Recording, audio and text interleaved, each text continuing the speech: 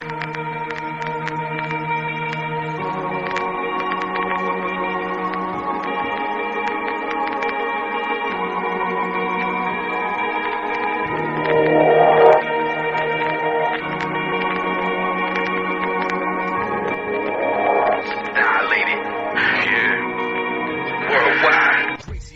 going on, people? Thank you for tuning into the 95th edition of the MMA Podcast. As always, a ton to talk about this past Saturday. In Vancouver, Canada, we had UFC 174 headlined by Demetrius Johnson, his fourth title defense of Ali Bagatinov. Rory McDonald, an absolute domination over Tyron Woodley.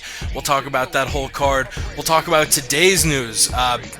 A lot of craziness going on with Bellator. Bjorn Rebney is out. Scott Coker is in. Apparently Chael was offered a job. We'll be talking about all that shit. Talking about the Vanderlei hearing, Jason High's suspension, the UFC video game. Of course, this coming Saturday, Glory 17, Last Man Standing in LA. We'll break that whole card down. Let's do it, people. We did it for the love of the game. We did it, mama. I did it for. Mama, we did it. The game will never be the same. We did it, mama. I did it for. You're listening to the MMA Podcast. That's right. Thank you so much, Lenny Hart. Definitely go back and listen to our interview with Lenny Hart. Awesome lady. We had her on a while back, talked about her time in Pride. Also, check out our episode with Eddie Bravo, who does the intro, Jiu-Jitsu by Smoke Serpent. Awesome-ass song. We're going to be getting into all the topics I broke down at the top of the show. If you want to follow us on Twitter, follow us at the MMA Podcast. Visit themmapodcast.com. We're actually trying out a new format. Not really a new format because we've done it before, but not really recently. A lot of our shows recently have had, 4 or 5 people. It's sort of been more of a round table. But tonight, it's just me and my buddy Ross Finkelstein. Ross, how are you? Jake, I'm doing pretty damn well.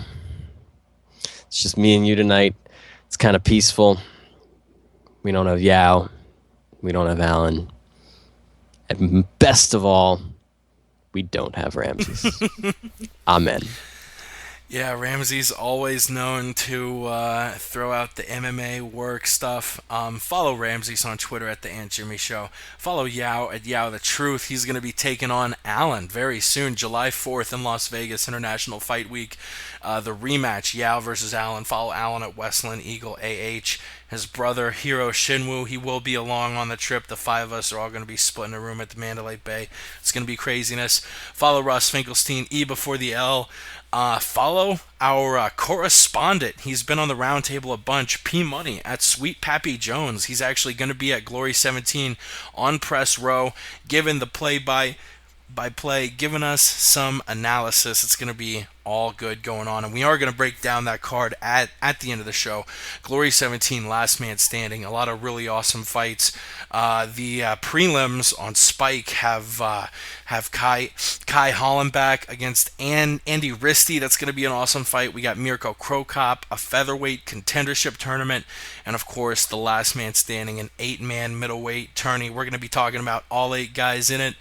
A welterweight title fight between Mark DeBont and Bazooka Joe Valentini. A heavyweight title fight between Rico Verhoeven and Daniel Guida. That's going to be a really fun card to break down. But you know what? I summarized it at the top, so let's get straight to it. UFC 174, like I said last Saturday. Let's start with the prelims like we always do. The UFC Fight Pass only had 2 fights. Jason Sago defeating Josh Shockley via TKO with only 3 seconds left in the first round. We also had Mishinori Tanaka defeating Roland Delorme via unanimous decision. And much to our buddy Alan's delight, the Asian fighters at UFC 174 went undefeated, because in the next fight we saw lightweight Tai Hyun Bang fight Cajun Johnson. The fight ended with Bang aptly winning via KO in the 3rd round. 2 minutes in, Bang ended up winning $100,000 for Fight of the Night and Performance of the Night. Obviously, another $50,000 bonus going to Cajun Johnson for Fight of the Night. We also saw Yves Jabouin with a pretty big upset over Mike Easton, winning a unanimous decision 29-28 across the board. Valerie Letourneau with a big ol' swollen eye, defeating the American Elizabeth Phillips. I think she was American. She might be a Canadian. She was white. Both of them were white. And Valerie Letourneau, who I think was actually Canadian, and Phillips was American, now that I think about it, wins via split decision. It doesn't matter, people. And probably the biggest upset of the night was Kichi Kunimoto defeating Daniel Sarafian. I think behind Mighty Mouse, Sarafian was the biggest favorite betting-wise. And Kunimoto wins via rear naked choke, 2 minutes and 52 seconds into the first round, takes home that fourth $50,000 bonus for performance of the night. What did you think of these 6 fights? What stood out? A lot of performances coming from people we didn't really expect them from, like Yves and Kichi. Yeah, especially Kichi. I mean, when you really put that into perspective, like I don't know exactly what the odds were. I don't have them in front of me, but I think Sarafian was minus 360. Yeah, and that's huge. That's almost a heavy favorite. And for Kunimoto to go in there and submit a black belt. I mean, Sarafian is a very, very, very good black belt in Brazilian Jiu-Jitsu, and Kunimoto went in there and submitted him, took his back and choked him. That's rare and that's impressive, and that's something I don't think anybody in the world saw coming. Yves Jabouin beating Mike Easton, that was a bit of a surprise to me too. Mike Easton is just... I don't really know what the problem is. I mean, he's very talented. It's just for some reason he doesn't fight to the best of his abilities. He's like the biggest underachiever in mixed martial arts. He's capable of so much more than what he shows. He just doesn't. I just believe he doesn't try hard enough. He's said that he intends, I guess, on moving down to 125 now. He's probably going to get cut. He'll fight outside the UFC at 125, and maybe he'll get back in at 125. I think that'll probably be a good move, but let's see what happens. Taehyun Bang knocking out Cajun Johnson, that was crazy. I didn't think that would happen. I actually picked Cajun to win.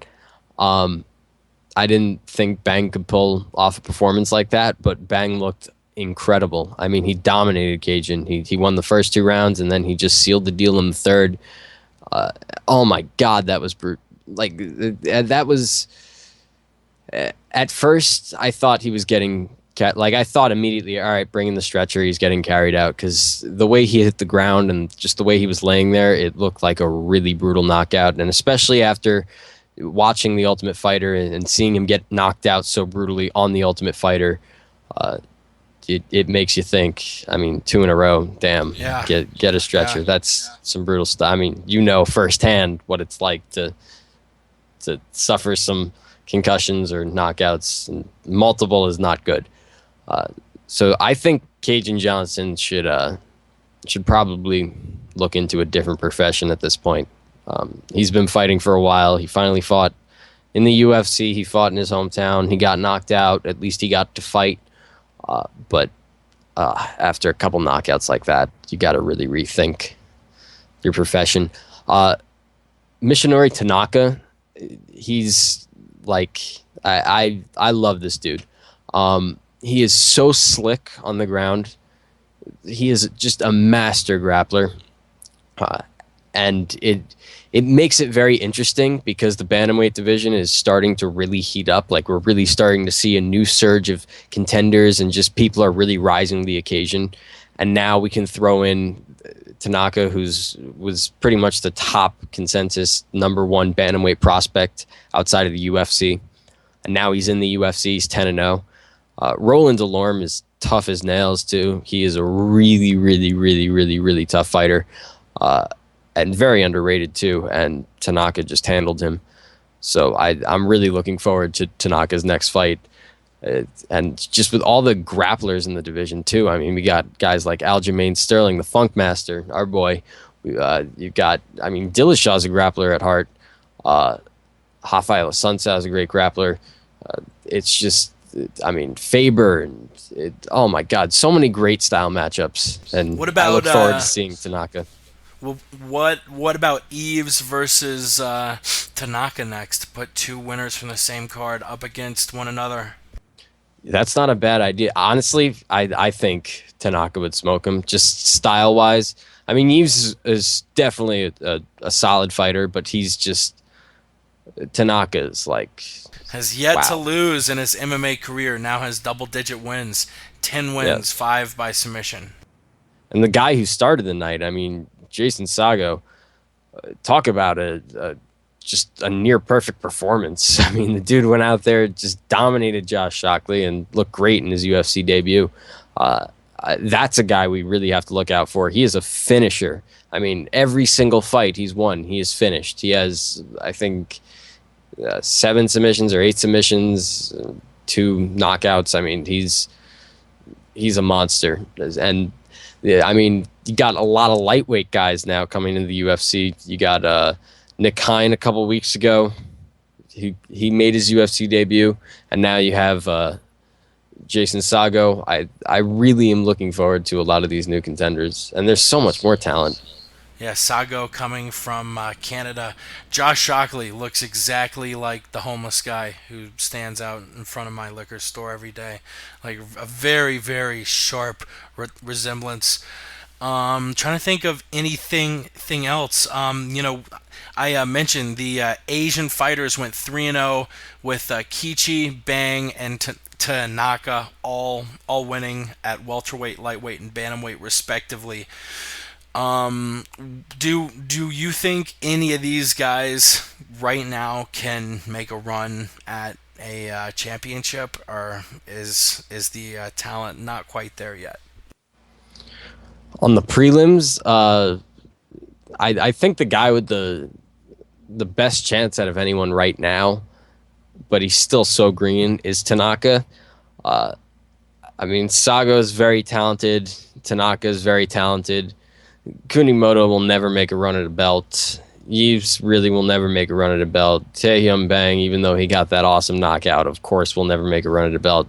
And Valerie Latorno, I didn't actually speak about her. I was really impressed with her. She looked pretty damn good. I mean, she took hard shots, and she could see out of one eye, and yet she decisively won that fight.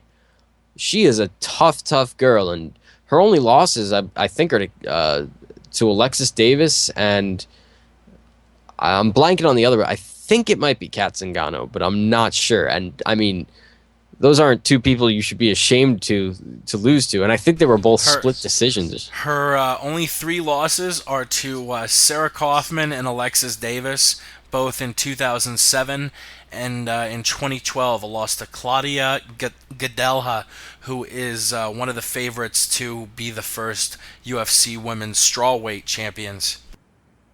Yeah, I mean, she's only lost to the really elite of the division. So that's another really good talent.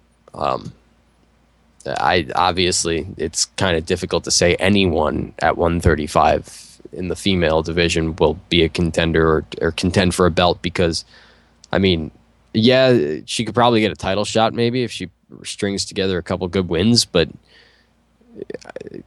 it's like you got soccer moms. Front Row Brian said it best. Shout out to Front Row Brian. All the love for Front Row Brian. We always shout him out. If you're an MMA fan and you're not following him, you fucked up, man. Yeah, you fucked up big time. But Front Row Brian said it best. I mean, you've got like Hooters waitresses and soccer moms fighting in the UFC. I mean, the talent pool for women's MMA still is very small.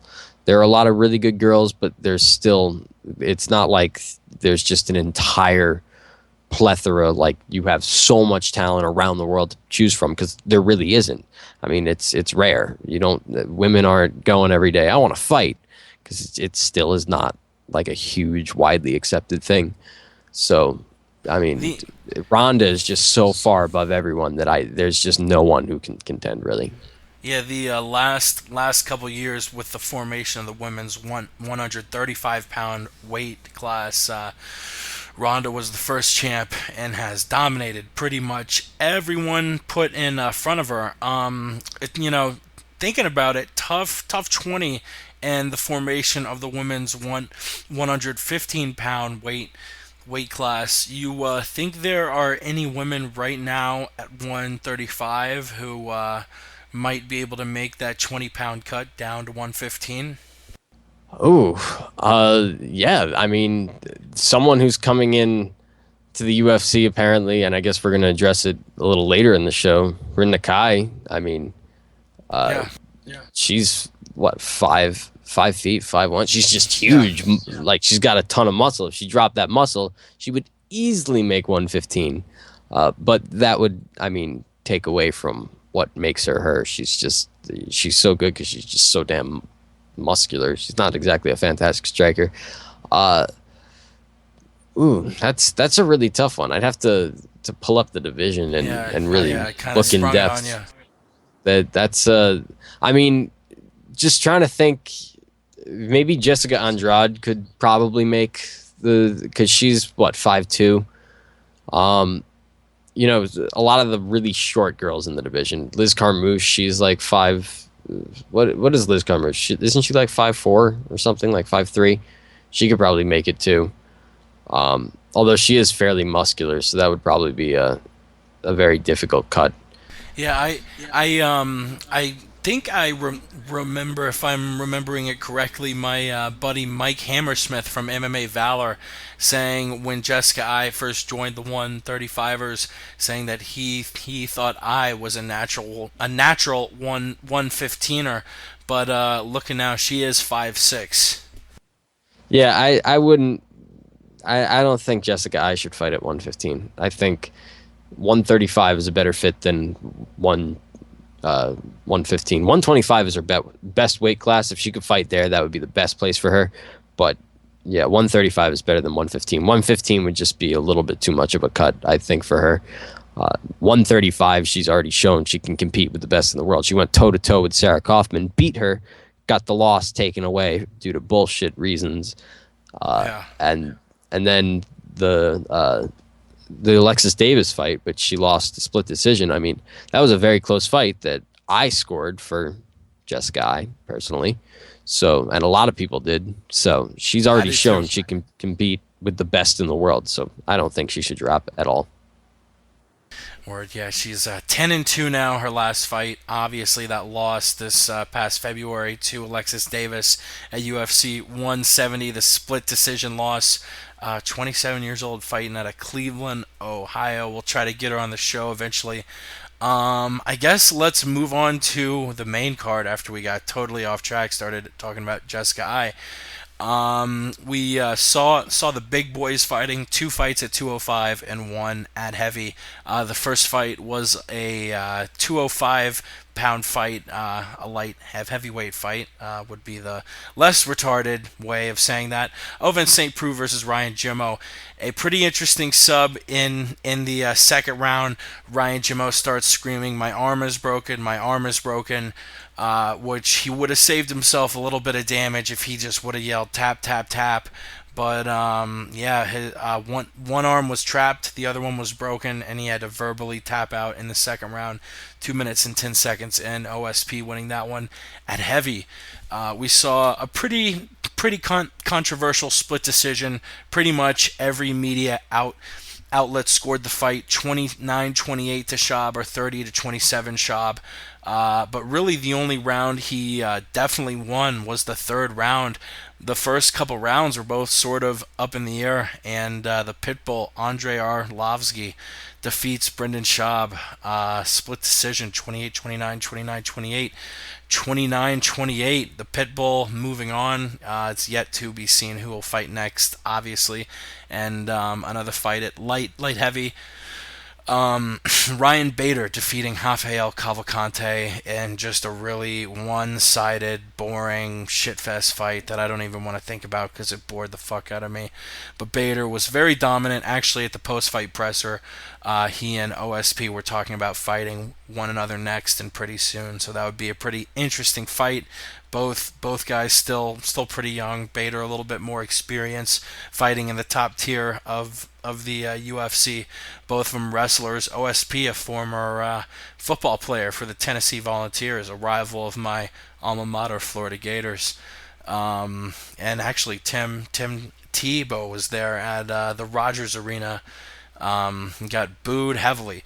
But the OSP, Arlovsky, and Bader wins. What did you take out of them, Ross? Well, let's start with the OSP fight. I mean, Ryan Jimmo, he checked the kick with his arm, and it broke his arm, and that was that. And then OSP used his killer instinct, noticed that his arm he was hurt, and he was saying that his arm was hurt. So what do? You crank on it some more until the referee stops it. It is mean. It is vicious. It is painful as hell. What else would you and it is the expect right out of thing a to do. Tennessee Volunteer? Well, I mean, that's what you got to do. This isn't ballet. This is MMA, and it's a fight. I mean, this shit's violent. So that's what happens.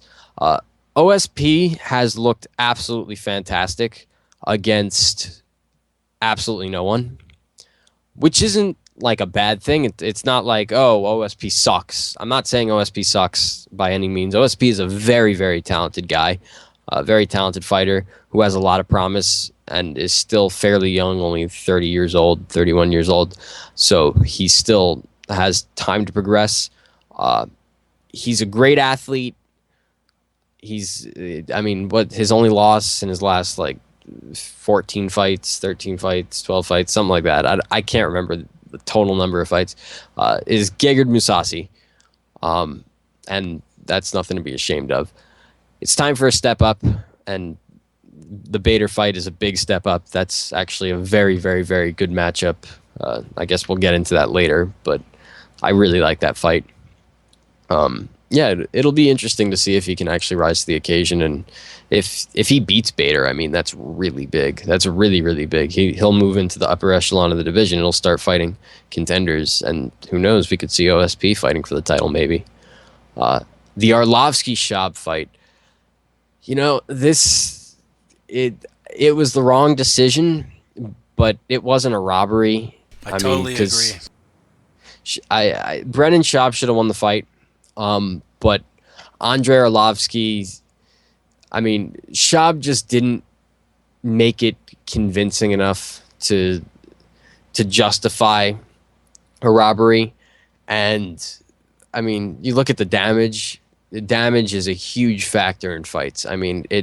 Especially in the judges' eyes. These judges are watching this fight, and you got a guy who is laying on the tough fight from a couple weeks ago is the best example. You got a guy who will take someone down for 3 rounds and lay on them, but he'll get hit a lot and get busted up, and he'll be completely bloodied and be all bruised up, and the judges will score the round for the guy who was on bottom the whole time and getting out-grappled because the guy's face is so beat up because damage just weighs so much.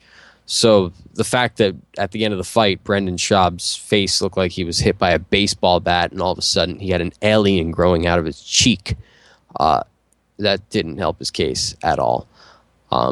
So you can't call it a robbery. It looked like a bee sting, straight up. It looked like a major allergic reaction to like a bee sting. It's just. That fight was horrible. All judging aside, that fight was bad. Arlovsky looked like he can't contend, and he looked old and sluggish and just terrible, like he didn't belong in the UFC. And Brendan Schaub too. Schaub didn't look great either. If Schaub's gonna going to even have a close fight like that with Andrei Arlovsky. There's no way he'll be able to contend with the best of the best. And I don't hate Brendan Schaub. I like Brendan Schaub. He's a cool dude. I love his podcast, Fighter and the Kid podcast. I've been listening to it literally all day. I actually have one of the episodes up on the screen to my right now on pause that I was listening to earlier. So he's just not going to ever contend at this time. Bader and Feijiao. You said you hated this fight. You said it was boring as hell. It was boring as hell, but I actually liked it. I thought Bader looked fantastic. He did a great job of just completely neutralizing Feijiao, making Feijiao look completely amateur. He didn't let Feijiao's power become a factor, really.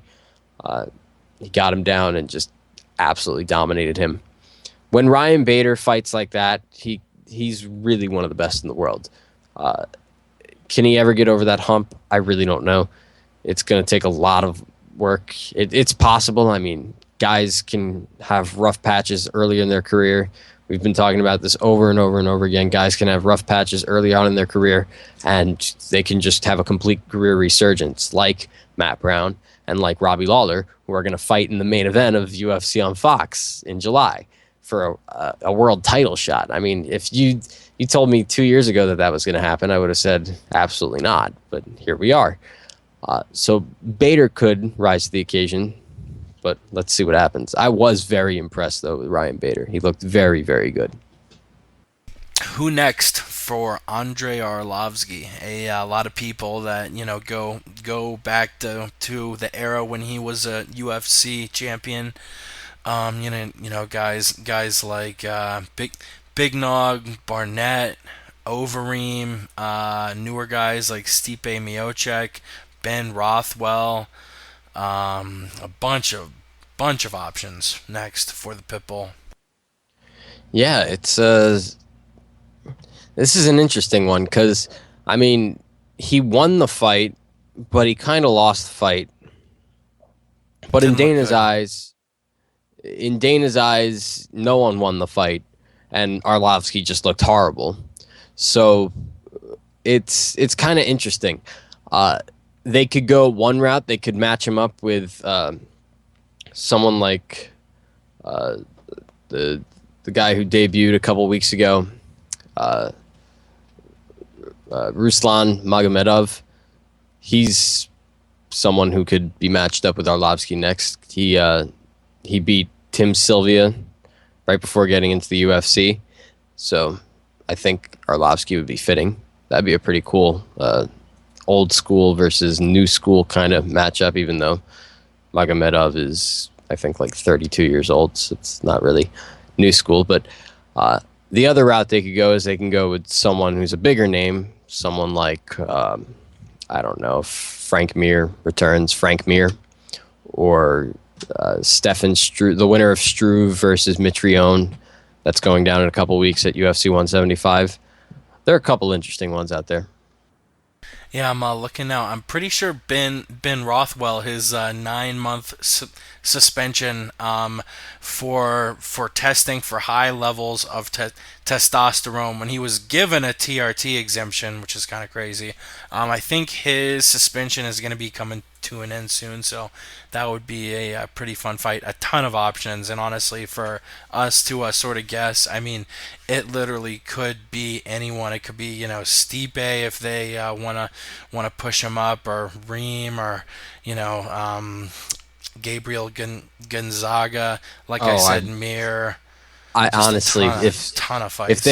If they matched him up with Stipe, or they matched him up with Reem, that'd be criminal.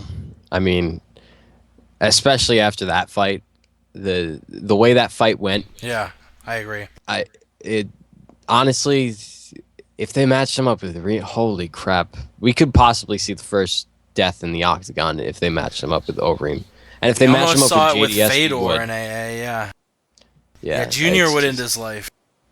Yeah, I don't think those are safe matchups. I think slowly progress. There are really a lot of matchups. Like you could really go a lot of directions with him. Whether it's Mir, the winner of Struve Mitrione, like Sol Paleli, maybe if Sol wins his next fight against Jared Rosholt. You match him up with the loser of a slightly bigger fight, maybe. So there's so many different routes. Bigfoot Silva, after they're done burying him. A ton of fights.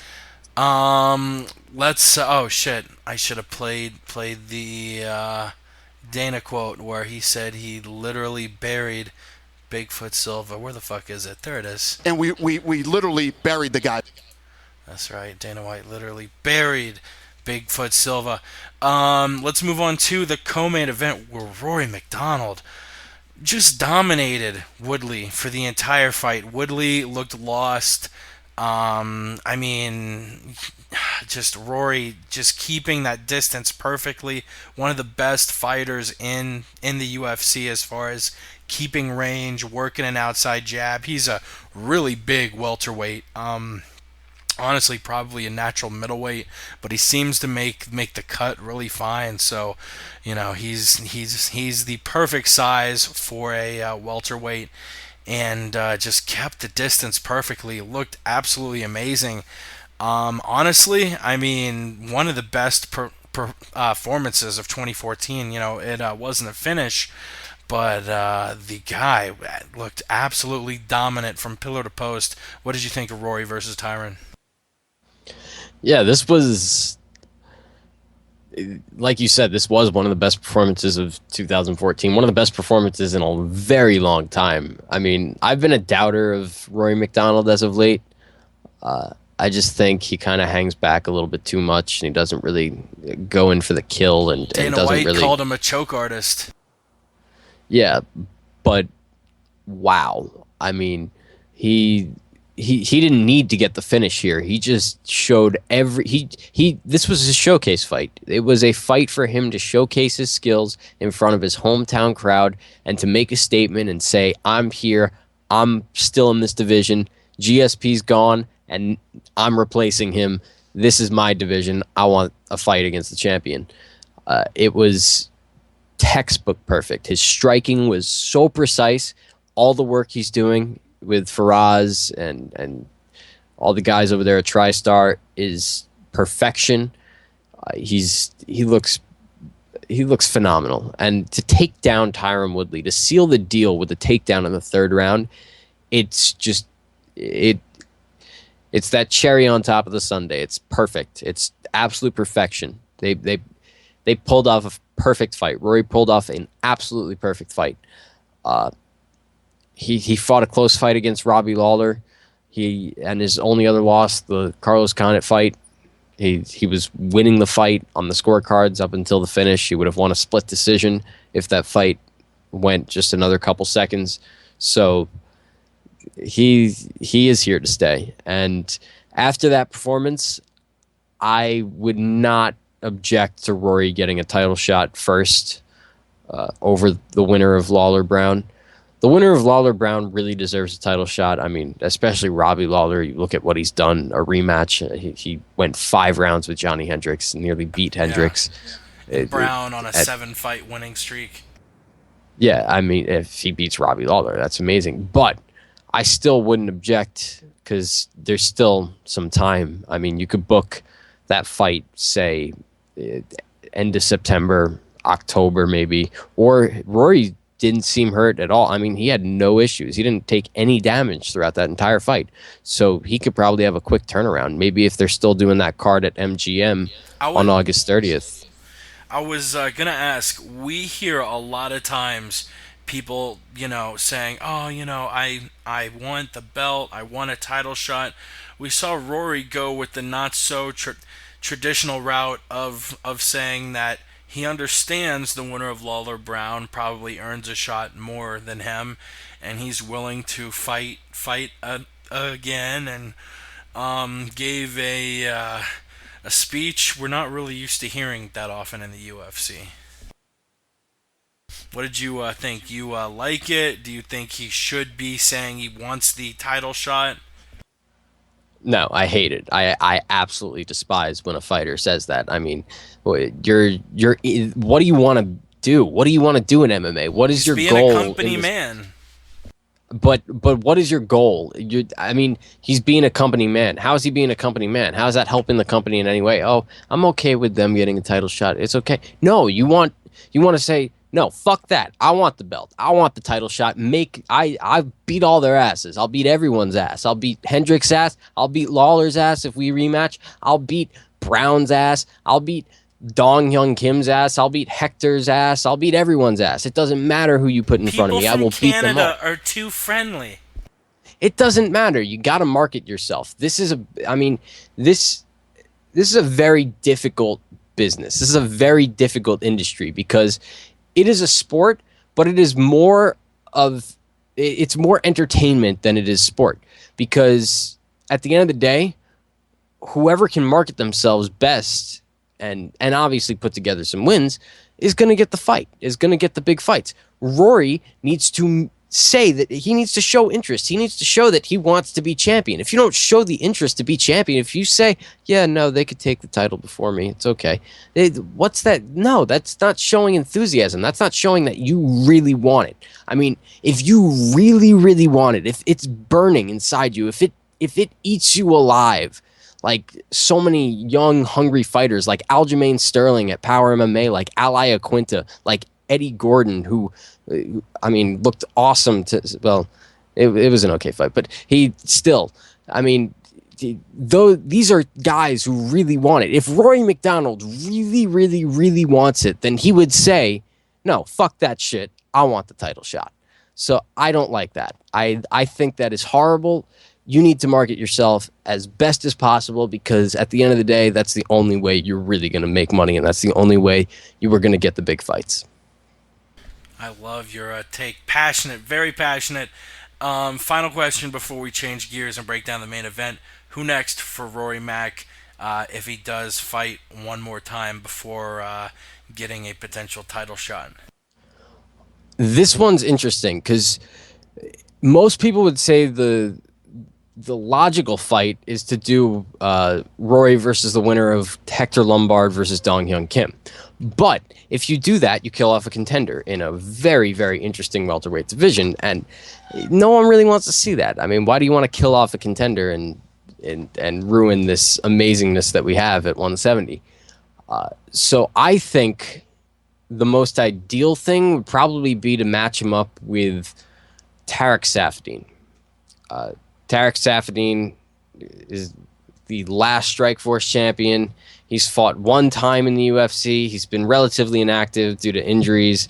He was supposed to fight Robbie Lawler last year, and he had to pull out of that fight.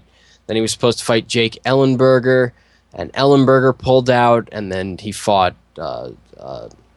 Hung-Yu Lim instead and won that fight. It was a close fight, but he won that fight. It wasn't a fantastic performance. A lot of leg kicking, a couple takedowns here and there. And then he pulled out of his fight with Ellenberger again when that UFC 172. So he's been inactive as hell. Yet he still he's on like a 5-fight winning streak, a 6-fight winning streak. So that's a logical matchup. They can do that. And hey, if Tarek wins that fight, shit, you got another huge contender at 170. So yeah, I think that's the best thing to do. So you don't really kill off a big contender. Because let's be honest, I mean, no one really wants to see Tarek Saffiedine fight for the belt. I don't think there's really a clamoring right now for Tarek Saffiedine to fight for the UFC welterweight championship against Johnny Hendricks or Robbie Lawler. It's just not something people want to see.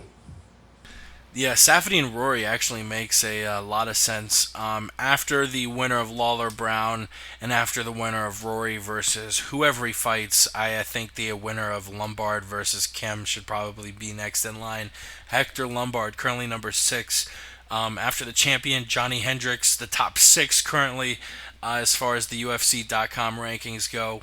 We got Lawler first, then Rory, then Condit actually at 3rd, then Woodley, then Matt Brown and Hector Lombard at 5 and 6. They probably should be 3 and 4 above Condit and Woodley, but I don't know. The voters are fucking up.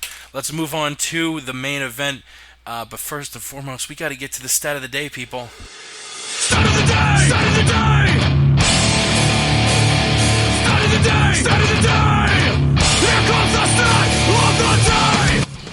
Mighty Mouse really is the king of the flyweights. Not only is he the division's only champion, but he has the most wins in flyweight. His story, leads the division in significant strikes and leads the division in significant strike accuracy after UFC 174. Fly in my throat there. Start of the day! Start of the day! Start of the day! Start of the day! Here comes the start of the day! Shout out to the Dan Patrick Show, Seton O'Connor, and Jamie Jostin for the Stat of the Day music. But yeah, Mighty Mouse cementing his place as a pound-for-pound top guy, just tooling Ali Bagatinov 50-45 across the board. Showed a little bit of everything. Apparently fans at the Rogers Arena were walking out and leaving in the 4th and 5th round, which on top of a scintillating newspaper article written by some uneducated broad that we're not even going to talk about. We're not even going to bring up her name because it isn't worth it. But I don't know, Vancouver not exactly painting themselves as the best city, even though they did pull in a $1.14 million gate, which always is a good thing. The UFC cares a lot about that bottom line there. But back to the fight. Ali could fight he's really green, a sambo champion back in Russia. Actually, the first Russian ever to fight for a UFC belt. A lot of people think Arlovsky, who was on the same card, coincidentally, he's from Belarus though. But yeah, he's back to Ali. He's really green, training at Jackson's. He's gonna get a lot better, but didn't really have anything for Mighty Mouse. Lost every round on every scorecard, and yeah, it was just another one-sided fight for Mighty Mouse.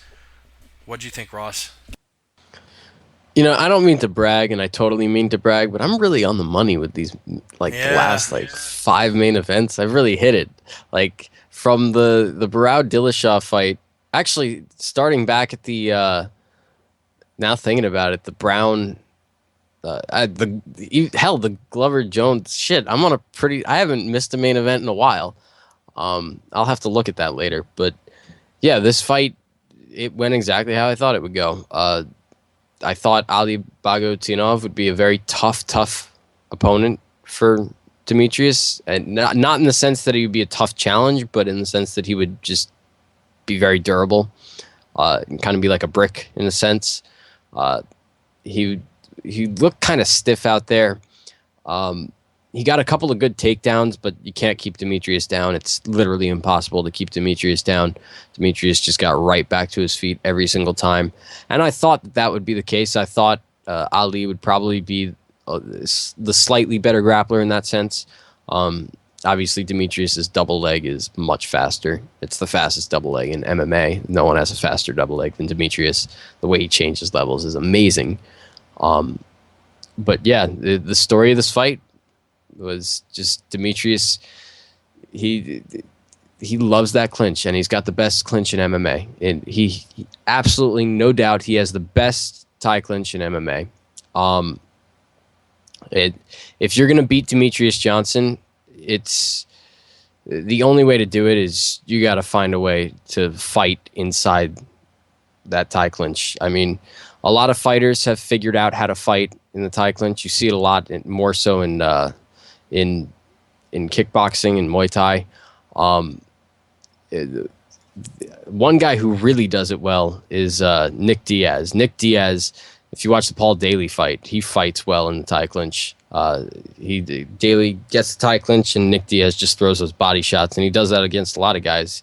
He was doing it against BJ Penn also in their fight.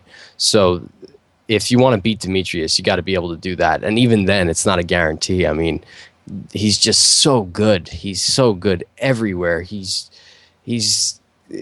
There's almost zero holes in his game. There are slight little things, little habits, but there's pretty much no holes in his game at all. Ali is tough. Ali will be back, but as of right now, Demetrius Johnson is the powerhouse of the division. And speaking of the division, looking at it, a lot of people sort of clamoring for the next shot. We got John Dodson, who beat John Moraga earlier this June. A fight between Brad Pickett and Ian McCall next month. A fight between Zach Makovsky and Husier De Silva the next month. Joseph Benavidez defeated Tim Elliott a few months ago. He's still probably a little ways out just because the way that second fight against Mighty Mouse ended. But who next for Mighty Mouse in your opinion? And then we'll get to the post-fight presser highlights. Without a doubt, 100%, the next fight should be John Dodson. Dodson deserves the fight. Dodson gave Demetrius his toughest fight to date. Dodson was winning the fight up until a couple of low blows that completely turned the fight around. And then Dodson was able to just use that clinch for the rest of the fight, where he's just so good. If Dodson can break that clinch, if Dodson can just make a couple minor adjustments, and he's looking better and better in each fight, he could very well beat Demetrius Johnson. He's one of the only people, probably the only person, period, who can match his speed. Plus, he's got that power. I mean, pound for pound, he's probably the hardest puncher in the UFC. You talk about 125ers, they really don't have power, and yet this is a guy who has one punch power. He can put someone out, any man out. I mean, Moraga is so tough, and he beat the hell out of Moraga. He beat the hell out of John Moraga. I mean, he beat Moraga worse than Demetrius beat Moraga. Moraga was like running away in that fight. It was a beating. That's who should be next. That's the best matchup you can do, and I think that's a very good co-main event to like a John Jones pay-per-view or something that they can use to build up Demetrius. I mean, Demetrius is very good. He's one of the pound-for-pound best fighters in the world, and if you're one of the pound-for-pound best fighters in the world, you deserve to be showcased, and they deserve to become stars. They should be stars. I think if you're like Jose Aldo. This last Saturday was the first time he was on a pay-per-view in nearly 2 years. Yeah, and I mean, the pay-per-view buy rate's going to be horrible because they're not building them up. They got to let them piggyback off other guys, like Anderson Silva did. Anderson Silva had to piggyback off Chuck and BJ Penn in order to become a pay-per-view star, and then he had his fight with Chael. Chael launched Anderson Silva into pay-per-view stardom, just like Demetrius Johnson will be launched into pay-per-view stardom, possibly, if he's on the undercard, the co-main event of like a John Jones fight or a Ronda Rousey fight, or a Weidman fight, because Weidman is going to be a pay-per-view star, I believe, already. And then he's got his big rival in John Dodson. So I think John Dodson could be Demetrius Johnson's Chael Sonnen. Yeah, I'm looking now pretty wild. Johnson has only fought on 2 pay-per-views. He fought at UFC 152, Jones versus Belfort. Wasn't even the headliner of that. He was the co-main event on that. And this past Saturday, he is a pound for pound, top guy. And this is the first pay-per-view the guy has ever headlined. Pretty crazy. Before we actually get to the post-fight presser highlights, I want to ask, how long before we start talking about a super fight and start talking about him moving back up to bantamweight where he used to be? I think if he beats Dodson, they'll start talking about it. I mean, realistically, logically, we shouldn't be talking about it because there's still a lot of guys left. I mean, you got Zach Makovsky, you've got Justin Scoggins, who's unbelievable. He's going to definitely fight for the title in the future. And there are other guys coming in the UFC. Dustin Ortiz is looking really good. The guy he beat in a very close fight, Ray Borg, is a very, very good prospect. And then there are still other guys floating around the division like John Lineker and Alptekin Ozkilik and just Luis Smoka, Chris Carriazo. So there's a lot of talent still there, and someone out of those guys could rise to the occasion. I don't think we should talk about a super fight for another year or two, honestly. Yeah, the next thing I was gonna ask, would it be a stretch? Say Dillashaw keeps the belt. Would it be a stretch to say Mighty Mouse moves up to bantamweight and fights Dillashaw in 2015? Because personally, Dillashaw hasn't come close to cleaning out the bantamweights because he just won it a month ago. He hasn't had a single defense yet, but I don't think we really need to look at Dillashaw because Dillashaw, if Dillashaw were moving up, I would say no, pump your brakes a little bit. But Johnson moving up and being a challenger, thinking of the bantamweights, you have a Sun Tzu who should get the next shot, who probably won't. We will be talking about Dana's comments later on in the show saying that Renan Barao, the rematch, will likely be next. Ross and I both vehemently disagree with that. But, the bantamweights, I don't know, they aren't exactly that stacked. I would not mind summer, fall 2015 seeing Mighty Mouse move up to 135 to take on Dillashaw, even if Dillashaw hadn't really come close to cleaning out 135 yet. I disagree. I think there's a lot of talent at 135. I think there are a lot of interesting matchups, and I think right now, there's no reason for Demetrius to move up after the Dodson fight. If he wins that rematch, that's a very, very tough fight for him. And honestly, I'm more intrigued by if Dodson wins the belt a little bit down the road, a Dodson Dillashaw fight, because Dodson beat Dillashaw. Dodson is one of Dillashaw's only 2 losses. He won the Ultimate Fighter by beating TJ Dillashaw at bantamweight and then immediately dropped down to 125. So that would be more interesting to me personally than the Demetrius fight, only because of the story behind it. But Demetrius, he dropped down to 125 because at the end of the day, he fought Dominic Cruz, and Dominic Cruz. Exactly. Dominic Cruz absolutely whooped him. He dominated him. He put up a good fight, but he got dominated. It's just he was too small. Cruz is fantastic and Cruz is amazing.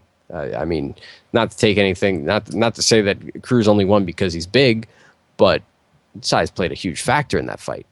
I don't think there's any reason for Demetrius to move up anytime soon. He's got plenty of guys to fight at 125. Let him go through those guys. If he gets through those guys, then it's inevitable that he'll go up to 135.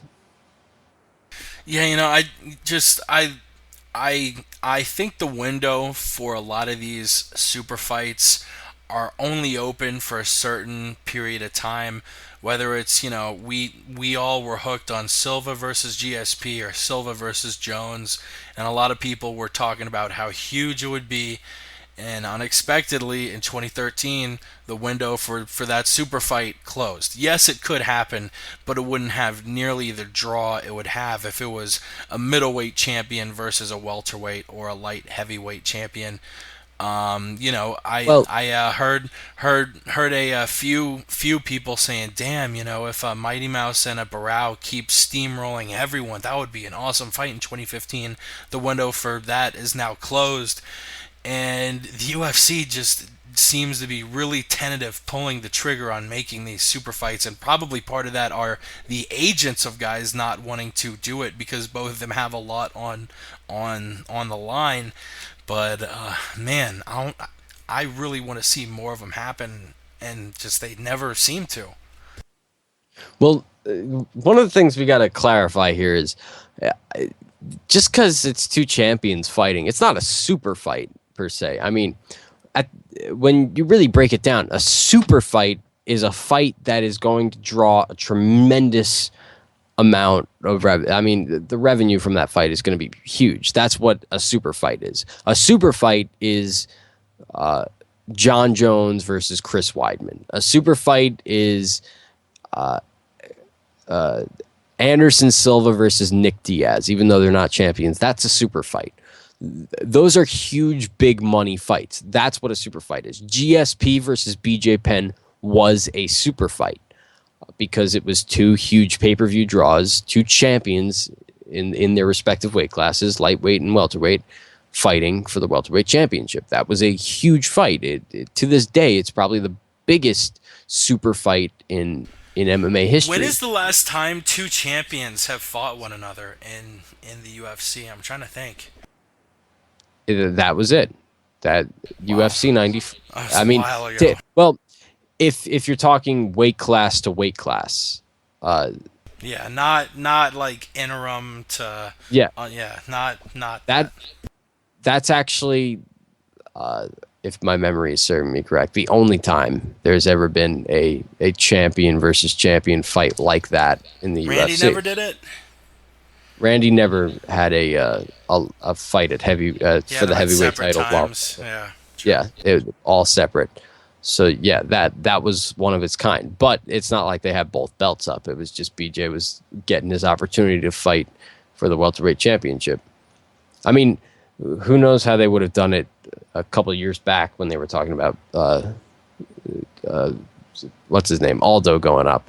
We were really close to Aldo versus Pettis.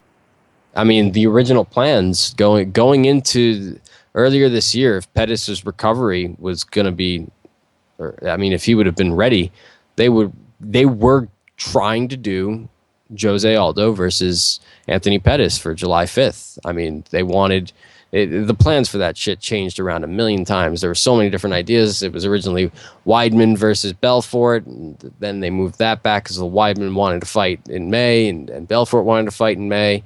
And then it was going to be Ronda, and then it was going to be Pettis and Aldo for the lightweight title. But then the recovery wasn't going as quick as expected, and they had the whole Gilbert Melendez deal that they had to work out and give him the shot and tough and all that.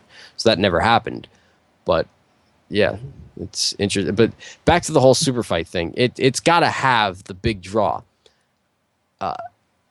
As much as it pains me to say it, Anthony Pettis versus Jose Aldo is not a super fight.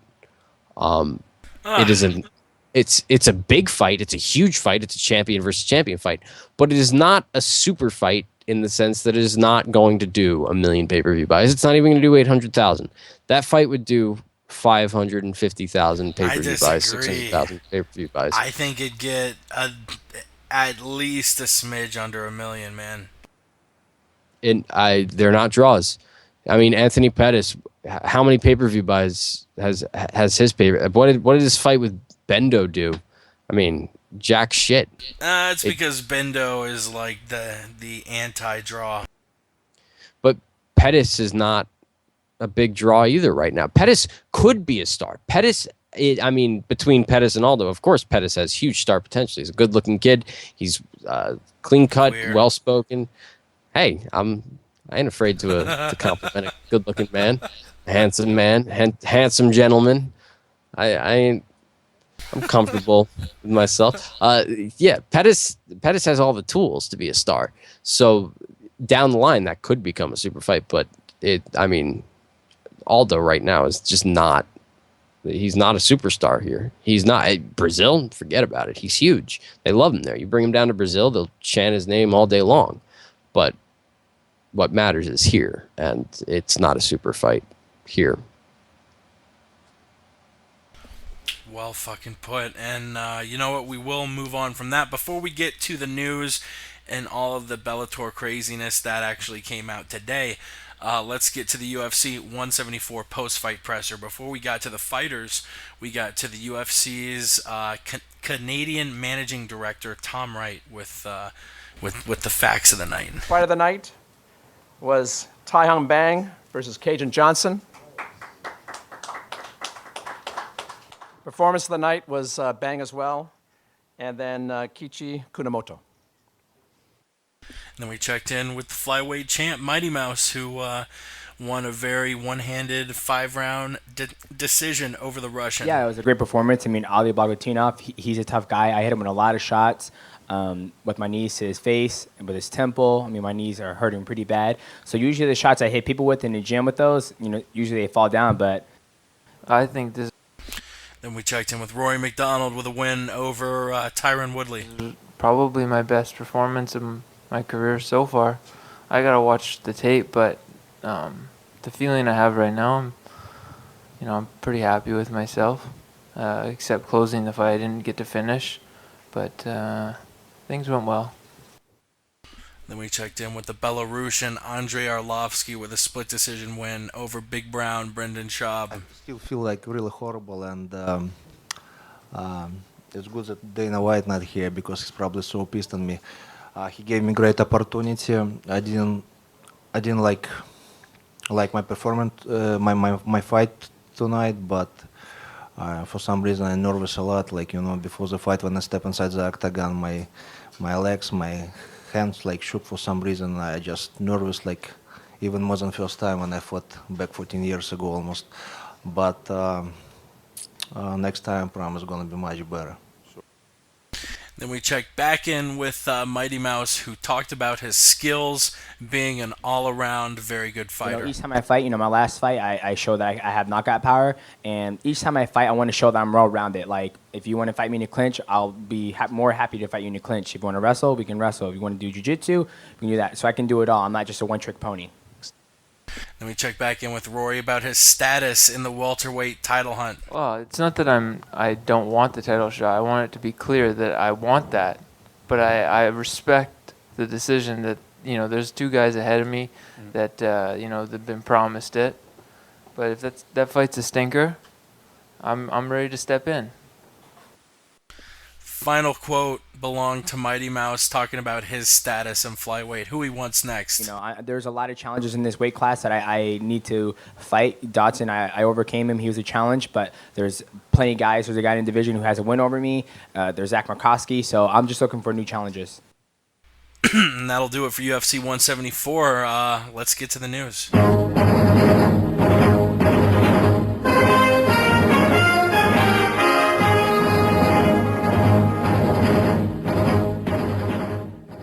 And normally, I sort of like to set the table or the landscape for a news story or a fight. But in this case, Ross, you know a lot more than me. A lot of craziness going on with Bellator. A ton of changes, ownership changes. Bjorn Rebney is out. Scott Coker is in. They're apparently going to ditch the tournament thing and sort of go more at a traditional style. Tell us about what happened, what led up to this, and obviously the implications of what Scott Coker called Bellator 2.0 today.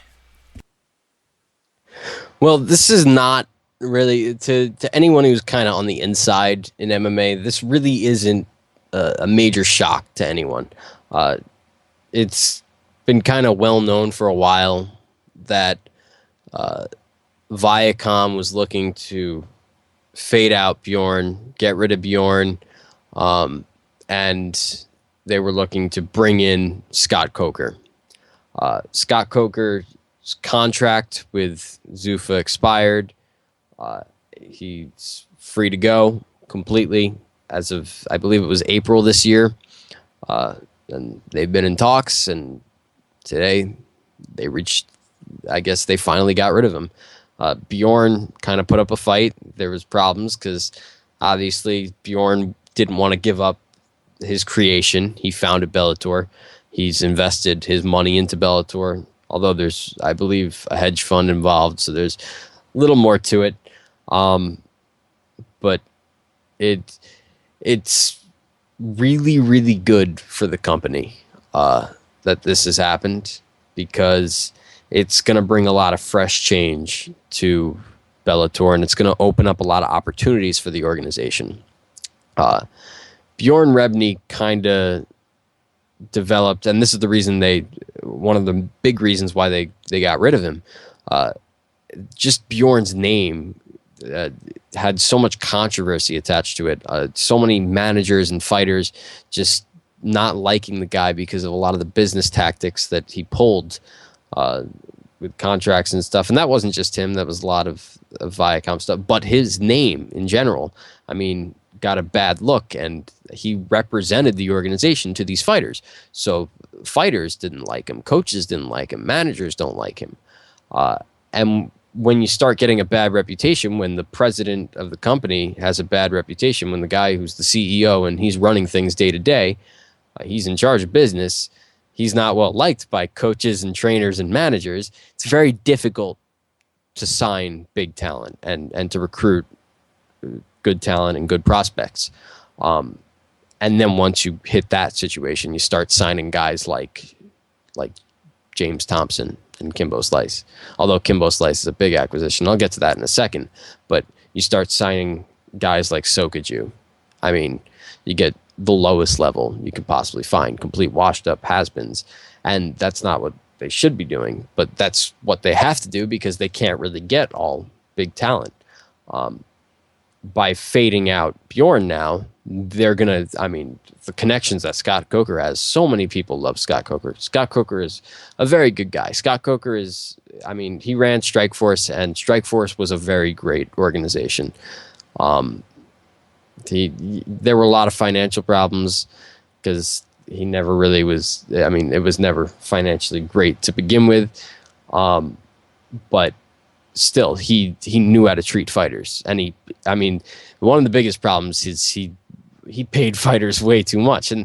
But he developed a great relationship. And the big thing here is he can afford to pay fighters bigger contracts now because he's got the financial support. He's got the financial backing of Viacom, which is one of the largest, one of the largest media companies in the entire world.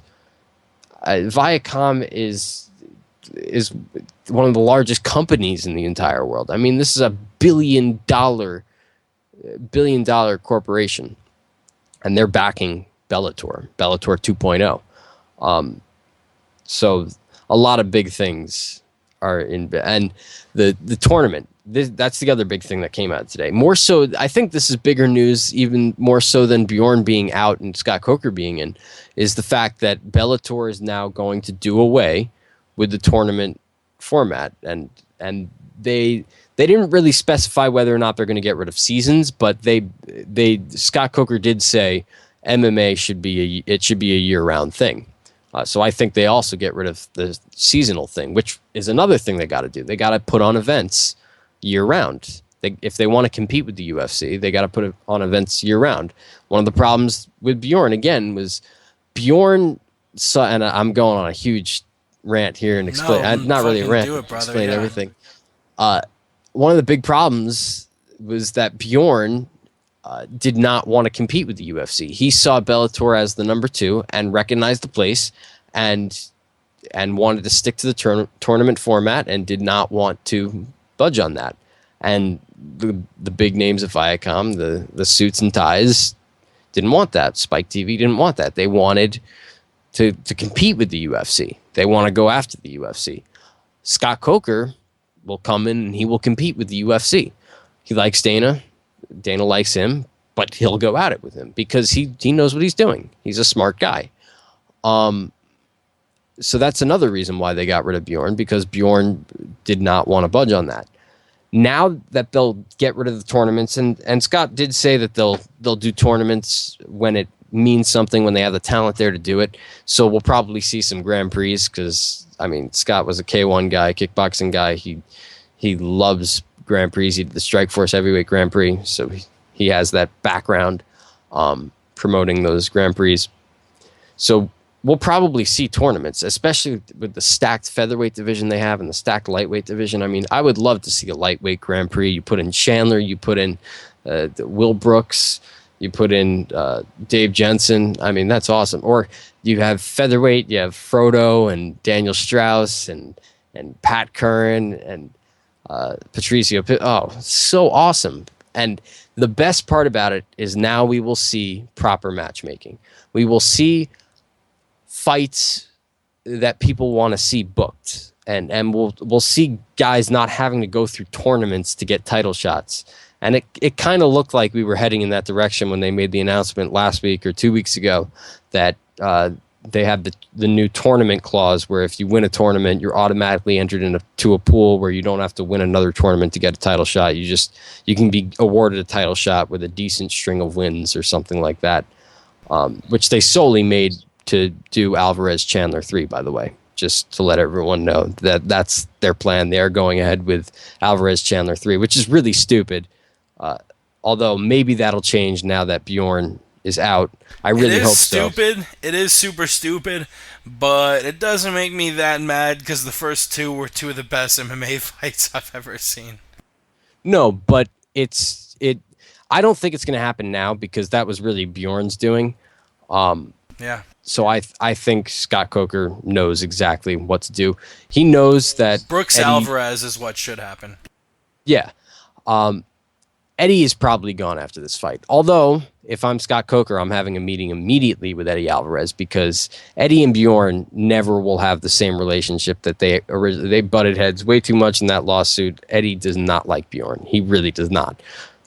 Scott Coker, he doesn't have a problem with. So I think Eddie and Scott could talk, and who knows? We could see, with the right convincing, Eddie possibly stay in Bellator 2.0, Scott Coker's Bellator. I still think he goes to the UFC, but that is interesting. No matter what, though, you can't book him to fight. I mean, it's just horrible business to book him to fight Michael Chandler after Chandler lost 2 in a row, because Chandler is booked as the face of Bellator, basically. I mean, they're marketing him as the face of Bellator, and he is the future of that company. And if you want to continue to promote him as such and not tarnish his name, you don't match him up with Eddie Alvarez, because if Eddie beats him, he hands him his 3rd loss and he leaves with the Bellator belt and he goes to the UFC. And that is a complete embarrassment to the organization. But Scott Coker is a smart guy and he knows not to do that. So I doubt that even happens. I think Will Brooks gets the shot and they do it that way. Will Brooks losing is not as big of a deal because Michael Chandler is ultimately the end game. That's who they want as the face of the company. To sum it all up, this is by far the best thing possible for Bellator. A really good move and a great thing for MMA. It's really going to change the landscape. And now that September 5th event just got a whole lot more interesting. They're going to go back to back. They're going to go head to head. It's going to be within like 15 miles of each other. One's at the Foxwoods Casino, and the UFC will be at Foxwoods, MGM at Foxwoods, and Bellator will be at the Mohegan Sun, where they have an established market already that always sells well. It's usually their best show of the season every single time, so they're going to do really well there. The UFC's never been to Connecticut, so they're entering a new territory. I think this is going to be very interesting because the rumblings around town are that Bellator is bringing in Kimbo Slice. And people say, Kimbo Slice. Yes, Kimbo Slice is atrocious as far as skill level goes. You know, hard worker, but he just doesn't have the skill. And he's old. He's 40 years old. But there's absolutely no denying that you wouldn't watch Kimbo Slice fight in Bellator. Everyone would. And the casual viewer is all that matters. The casual viewer sees the name Kimbo Slice and he's going to fight this MMA fight on Spike TV where people relate MMA to. I mean, the casual viewer relates MMA to Spike TV. So Kimbo plus MMA plus Spike, that equals ratings. Bringing in Kimbo Slice would be one of the best moves Bellator could make right now, because Kimbo Slice's fights are the highest rated fights ever on network television, on network television, on cable television, period. I mean, he has the highest viewed fights ever. The Roy Nelson fight, when he fought Seth Petrozelli, James Thompson, I mean, those had such high viewer numbers. One of the biggest draws in the history of MMA. Yeah. Kimbo Slice on pay-per-view, forget about it. If they tried to sell a pay-per-view with Kimbo Slice, it would bomb, because no one's going to pay for Kimbo Slice. But if Kimbo Slice is on free TV, people are going to watch. People are going to have their TVs on, and they're going to hear, oh shit, Kimbo's fighting. Oh shit, dude, turn Kimbo on. The Kimbo fight's on. Dude, Kimbo's fighting.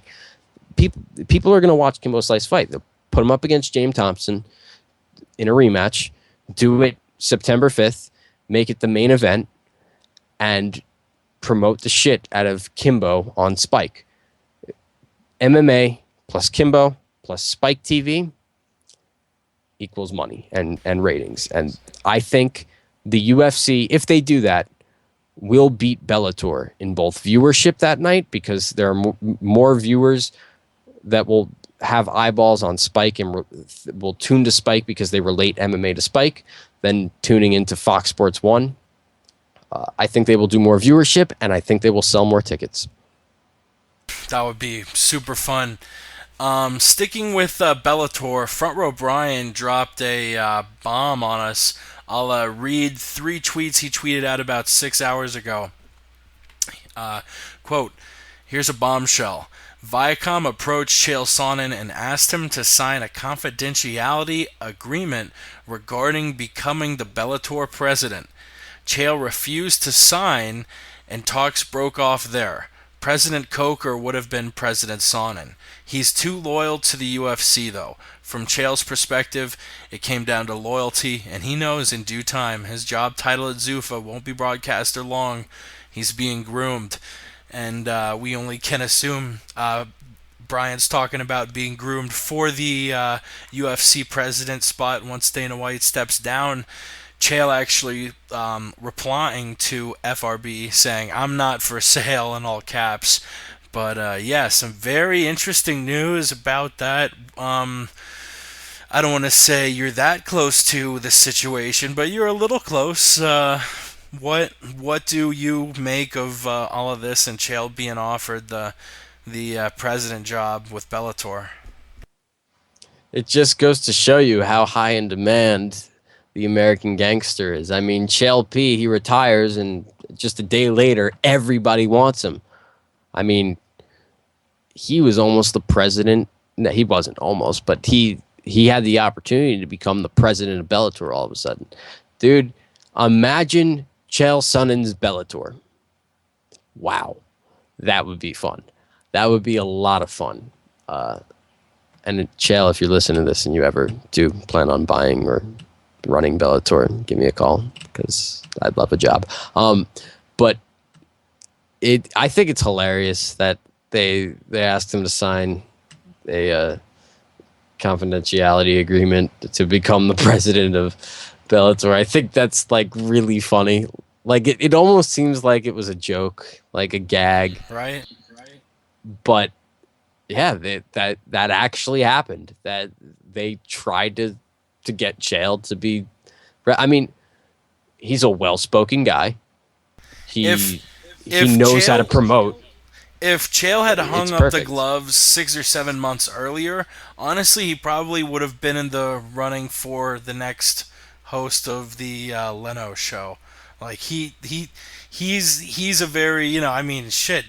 The guy ran a business, UFC broadcaster. The guy's got his hands in a bunch of pots. I try to keep the fandom at a minimum, but as they say on the Fighter in the Kid, if you hate Chael Sonnen, lose my number, bro. Yeah, for real. If you hate Chael Sonnen, turn this off right now, please. Good. I hope you turned it off.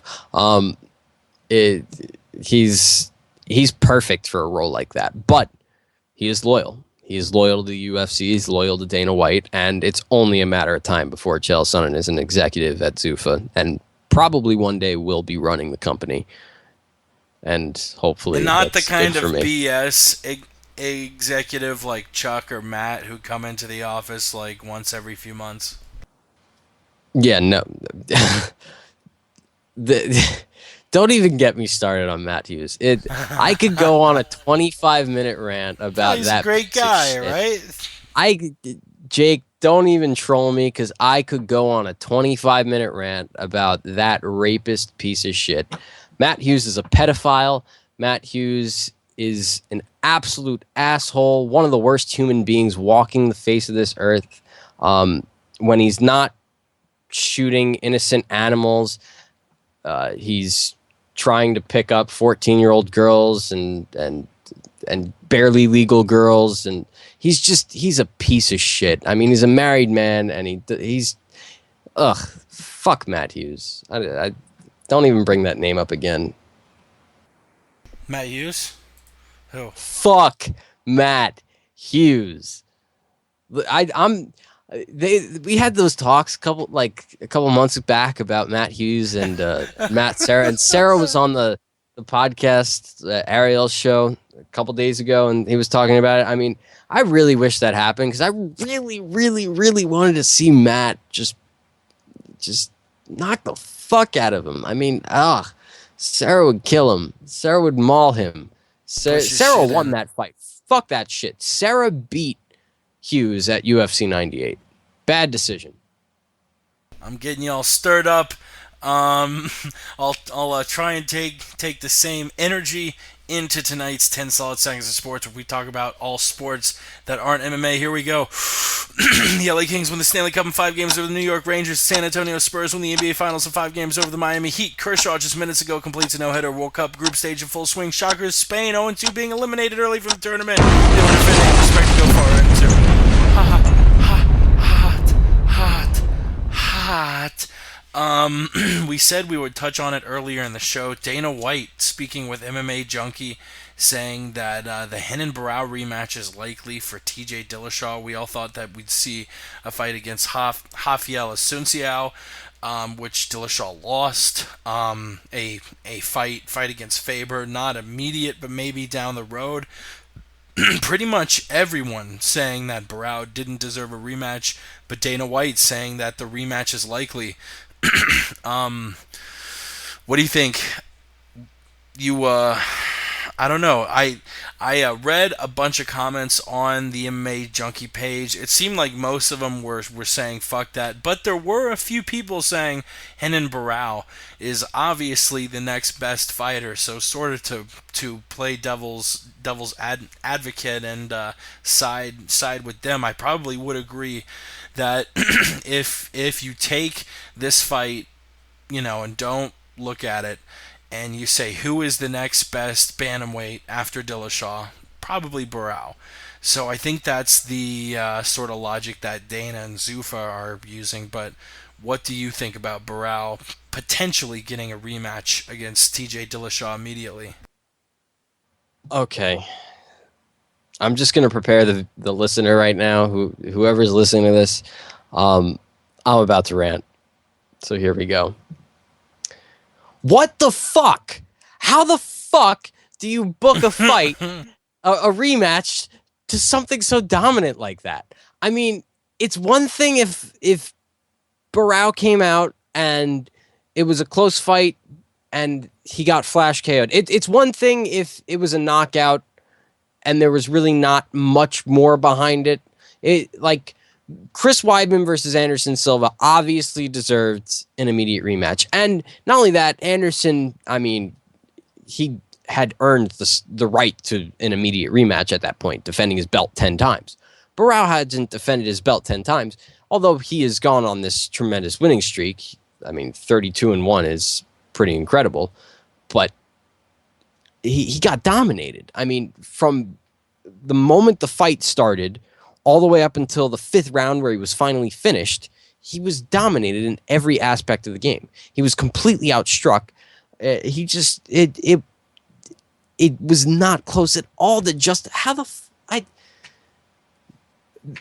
More and more when Dana White talks, it just he says things that really, really, really bother me and really annoy me. And that's one of the things to say that how could you deny Barão a rematch? How could you say this guy doesn't deserve a rematch? Because he got dominated. Because he was clearly beaten by a better fighter that night. It wasn't a fluke victory. I mean, a fluke is he comes out and he gets knocked out. A fluke is as much as I hate to say it. And you know what? Forget flukes, because flukes, it's fighting. I mean, two guys get into a cage. They've got 4-ounce gloves on. and they're throwing punches at each other. Anything can happen. But it's just, there's no reason for this fight to happen. Barao was completely dominated by the better fighter, and Rafael Assunção deserves a title shot. Rafael Assunção has won 6 in a row. Rafael Assunção was the last guy to beat TJ Dillashaw. Why not? What's the difference? Does Dana White actually think that Dillashaw Barao 2 is going to sell more pay-per-views or draw more viewers on Fox than Dillashaw versus Assunção? No. Barao's not a draw. Barao's not a draw in the slightest. It's not. Dillashaw is more of a draw probably than Barao is, just because of the publicity he got from the win and how big it was. So it does not make any sense. Dillashaw Assunção is the next logical move, and if they don't make that fight, I'm disgusted.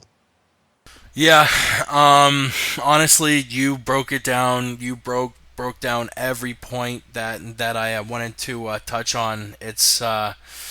It's something where I don't, it's good he told MMA Junkies thinking about it, because I'm sure a lot of fans tweeted at him and told him it was BS. But I hope we do see Rafael Assunção get that fight against Dillashaw next. I do want to step on the gas a little bit because I want to keep it under 2 hours tonight. A quick UFC game review. We had a bunch of people tweet in. I picked the game up when it came out yesterday, so I'll break it down really quickly. The gameplay is super fun. The roster is super shitty, and the career mode is just so fucking corny. I mean, the tough fights are cool, and they make it seem like it's actually tough, but like literally, like a little dialogue will pop up. Hey, this is Michael Mayday McDonald, and I just want to say you did a really good job in your last fight. Really quick sub. You got the fight of the night. Cool. Have a good day too. It's just so corny, man. And literally, after each fight, I feel bad for whatever fighter's doing it. Like whether it's Rousey or Faber or Mike Dolce. Like all of this stuff is so corny and so scripted, and I'm laughing my ass off at it half of the fucking time. But it's fun if you're a UFC fan. Buy it. I think I kept it under a minute and a half there. Jason High, suspended for 1 year, was arguing the early stoppage against Rafael dos Anjos and sort of shoved the ref. I mean, I've seen a lot worse not be punished, but not only has Jason High now been cut from the UFC, but he's got a 1 year suspension. Things are going to be tough on Jason High looking forward. What do you think of the commission handing down a pretty lengthy suspension for Jason, the Kansas City Bandit High? No matter what, there should have been some sort of disciplinary action for pushing the referee. Yes, like a 3-month suspension or something from the athletic commission for doing that. That may be a fine by the UFC or a suspension by the UFC, something like that. I don't think the guy should have been cut. A lot of emotion is in there. It's one thing to sucker punch someone after the fight. It's another thing to push the ref. I mean, he didn't punch the ref. He just pushed the ref away. He was very upset because it was an early stoppage in his mind, and he had a point. To take away the guy's ability to make a living for a full year and to fire him for pushing a referee in the heat of the moment, when you've had guys in the past like Phil Baroni who've punched referees and not been cut, and Frank Trigg at UFC 103 pushed a referee and wasn't cut. There's a double standard there. I mean, yeah, the truth, I know you're listening. Dana cut him because he's black. That's it. Damn. That's all there is to it. We'll fucking move on. The last bit of news to touch on before we get to Glory 17, the Vanderlei hearing was pretty silly. Front row Brian made a really good point in that if he didn't take a test, why did Vanderlei's lawyer make him basically admit to taking diuretics. He said he hurt his wrist, and there was water retention in his wrist. So he took diuretics. Another pretty funny tweet. I think it was by you Ross. You said, "Hey, I am gonna take diuretics for a wrist injury." Said nobody ever. How ridiculous was all this shit, man? This one is comical to me. I don't understand it one bit. I don't get how it makes sense. I mean, Vanderlei made things worse for himself. He comes into this thing. He should have gone with the whole no speaky English, no read English. I don't understand this. Blah blah blah. He should have had a much better. He should have had a much better defense than the one he had. To come in and to basically admit that you took a masking agent, diuretics. I mean, come on, dude. You skipped out on a drug test. You ran out the back door because you were cheating. You were masking up what you were doing. You were taking diuretics. Not because, I mean, you can ask any doctor on this planet. Go to any physician and any doctor, it doesn't matter who it is. They will tell you that you don't take diuretics to treat a wrist injury or a leg injury or an arm injury. Or diuretics is to help with water, with water retention. I mean, it's helped you piss a lot. It's not to help with your wrist. It doesn't make any sense whatsoever. It is the dumbest thing in the world. But the highlight of this is that during the meeting, the Nevada State Athletic Commission was stupid enough to air live on the internet on Fight Pass Vanderlei Silva's cell phone number. Now, Vanderlei's phone number, of course, made it onto the internet and was posted everywhere. And I myself got a hold of Vanderlei Silva's cell phone number. I, as a avid supporter of Chael P. Sonnen, and I consider myself a friend, I guess, of Chael, Chael's a friend of mine, I'll say, because, yeah. I wanted to text it. So I put in the number, and I decided to write something clever, because he got busted. I said, "Yo, bro, I heard you got some of the goods. Can I get some of that good shit?" And, I understand that maybe he can't. I mean, he said he can't read English, so I sent it in Portuguese just in case. And then I sent him that picture of Wendy's, but it's actually Vanderlei's face on the Wendy's girl, so it says Wandy's instead of Wendy's. And lo and behold, just a little while later, I got a response saying, KKKKKKK, great. Vanderlei Silva responded to the text. Now, Jake, this is where it gets interesting. I asked him, I said he's got the goods. He's got the good shit. And I asked him if I can get some of that good shit. He answered, and he, his English is kind of poor. He answered KKKKKK, great. Is that a confession? I think he's saying, you're asking if he has drugs, and he's saying back, okay, yes, I do have drugs, great. Let's do a drug transaction. I believe I need to forward this to the Nevada State Athletic Commission. That motherfucker, Vanderlei Silva. Let's move on the news snippets. Eddie Truck Gordon defeating Cathal Pendred, advancing to the tough finale. Paul Daly versus Igor Fernandez, the headline Bama 16. Phil Baroni versus Caro Parisian, official for Bellator 122. Mirko Krokop versus Satoshi Ishii, announced for August 23rd in Japan. Oh, God. Barring any injury to Krokop on this Saturday's Glory card. Invicta FC to be available on the UFC Fight Pass, which is fucking awesome. There have been some awesome fights over there. Dana White calling Cain Velasquez the next George St. Pierre. Jose Aldo saying he's still unhappy with the UFC's pay structure where lighter weight guys get less money. Misha Tate versus Ren Nakai, rumored for UFC Fight Night in Japan in September. Brandon Vera released by the UFC. Josh Barnett wanting to fight Junior Dos Santos next. And Daniel Cormier, news coming out a couple days that he's going to undergo knee surgery in July. Let's move to Glory 17.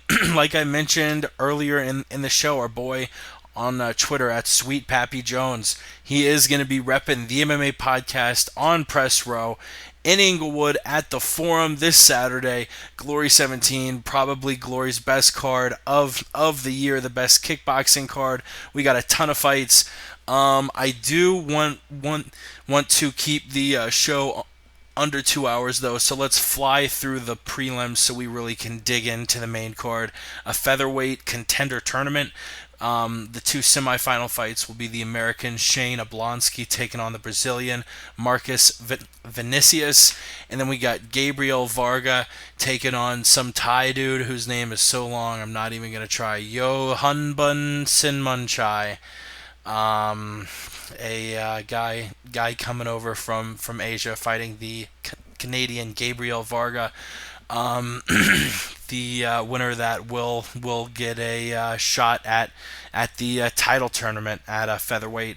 A lightweight fight that I'm really stoked about.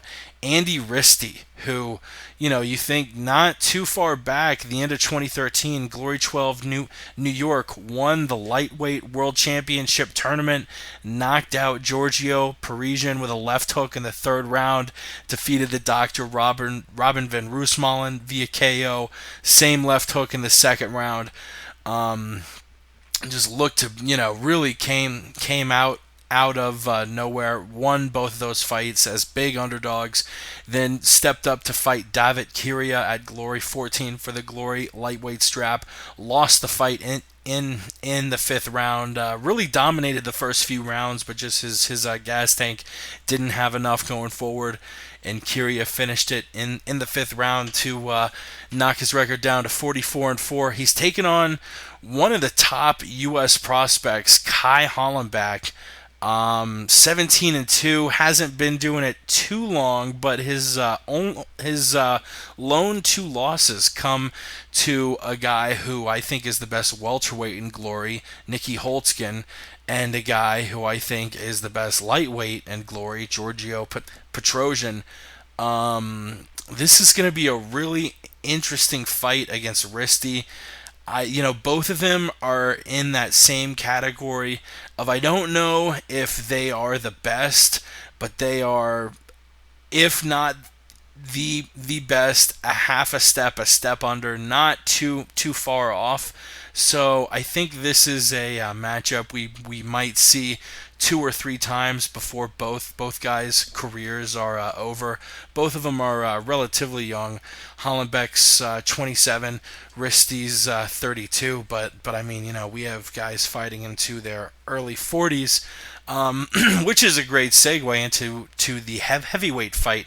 Mirko Krokop taking on Jarrell Miller. Jarrell, a last-minute replacement for Sergey Karatanov, who had to pull out of the fight. Jarrell Miller, he's 21-1. He fought Krokop back at the K1 World Grand Prix 2012 final, lost. So trying to get a little bit of redemption here. Thoughts about any of these fights before we move to the main card?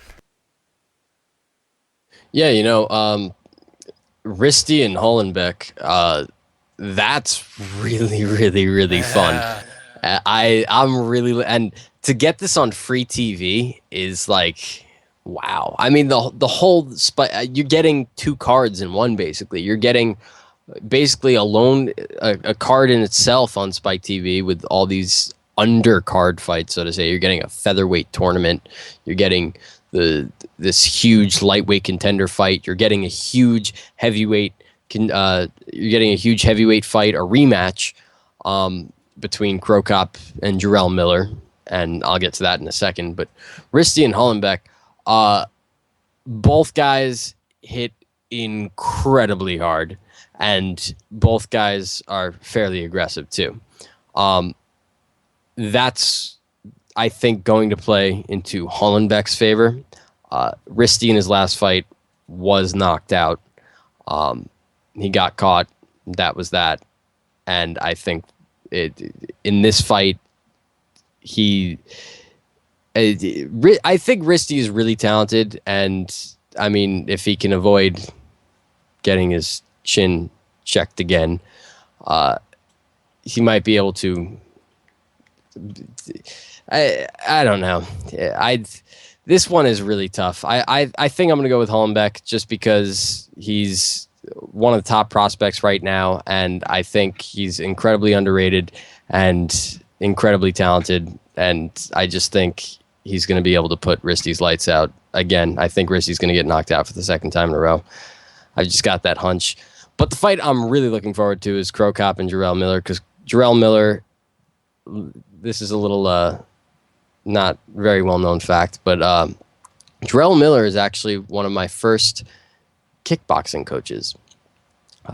When I first started training in 2010, Jarrell actually came down. He didn't really work at this gym, but he taught the Muay Thai class. He would come down and he would teach Muay Thai and he would teach boxing, but he stopped doing it after a little while because he obviously was focusing on his own career, his own kickboxing, and more specifically boxing, more specifically vodka. Yeah. More specifically vodka? What? There we go. He was working on his boxing game. Jarrell Miller is a tank, and he was robbed in the first Crow Cop fight back when they fought in K1. Crow Cop is kind of surprised people. You know, he left MMA kind of on a sour note, 3 straight knockouts. Everyone's like, yeah, Crow Cop, retire now before you really hurt yourself. And he probably will end up with some pretty bad damage to his brain neurologically, which is sad to say. But, I mean, he's looked fairly good lately in kickboxing. He had the horrible decision against Remy Bajanski. So this is kind of his rebound fight, so to say, his chance to make a statement. Jarrell really wasn't focusing on kickboxing so much. He was focusing on boxing, and he's coming in as a late replacement here because originally it was going to be Pat Barry, but because he was knocked out, they completely scrapped that. Then it was going to be Karatonov, but Karatonov had to pull out due to an injury, so they brought in Jarrell Miller, and Jarrell Miller is going to get the upset. Jarrell Miller, I believe, is going to knock out Mirko Crow Cop. So I got Hollenbeck by knockout, and I've got Crow Cop by knockout. I'm sorry. I'm getting really tired here. And Jake, thank you for pre-recording this so you can edit all this out. Jarrell Miller. I am picking Jarrell Miller by knockout, and I am picking Kai Hollenbeck by knockout as well. Funny, I have Andy Risty and Mirko Crow Cop both winning their fights via knockout. So, yeah, we'll see what happens in both of those fights. Let's move on. Before we dig into the welterweight and heavyweight championship fights, we have one of the funnest just tournaments in martial arts, be it boxing, MMA, kickboxing. I mean, I know this is the MMA podcast, but we really like to embrace all sorts of martial arts. I have fallen in love with Glory and fallen in love with kickboxing, and this tournament is so fun. The middleweight championship tournament, it's all going down. 8 men, 7 will fall, 1 will stand, 1 will be the champion. The quarterfinals. But before we break down, the fighters and matchups and who we think's gonna move on. Just your thoughts on this awesome tournament. Guys, ladies and gentlemen, boys and girls, children of all ages, everyone who is listening to this show right now, buy this pay-per-view. It is going to be well worth the money. I think it's $35, $36, whatever. It is well worth it. You're going to get an incredible tournament. You're going to get an awesome heavyweight title fight. You're going to get an awesome welterweight title fight. And we're going to find out who's going to be the middleweight champion. It's such a great value. And you're going to see the best kickboxing in the world. High level production. The production value is really, really high. I mean, nothing beats the UFC, but it's even better than Bellator's production value. So buy this pay-per-view. I'm really excited for this. Yeah, and let's break it down. The first fight is going to be the Glory #1 ranked middleweight Artem the Lion Levin.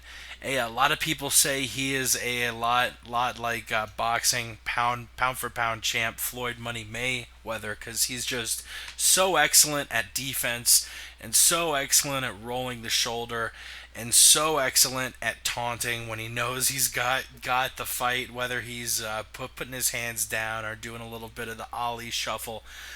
He is a heavy favorite over the Brazilian Alex Pereira, who honestly, I mean, none of these fights are gimme fights. You look, Alex has won his last 3. This is going to be his first fight in Glory, but these Brazilian guys know how to box and kickbox, and you never can sleep on them. The winner of that fight will take on the winner of Philippe the Puncher Verlinden, taking on the MMA crossover Melvin Manhoef.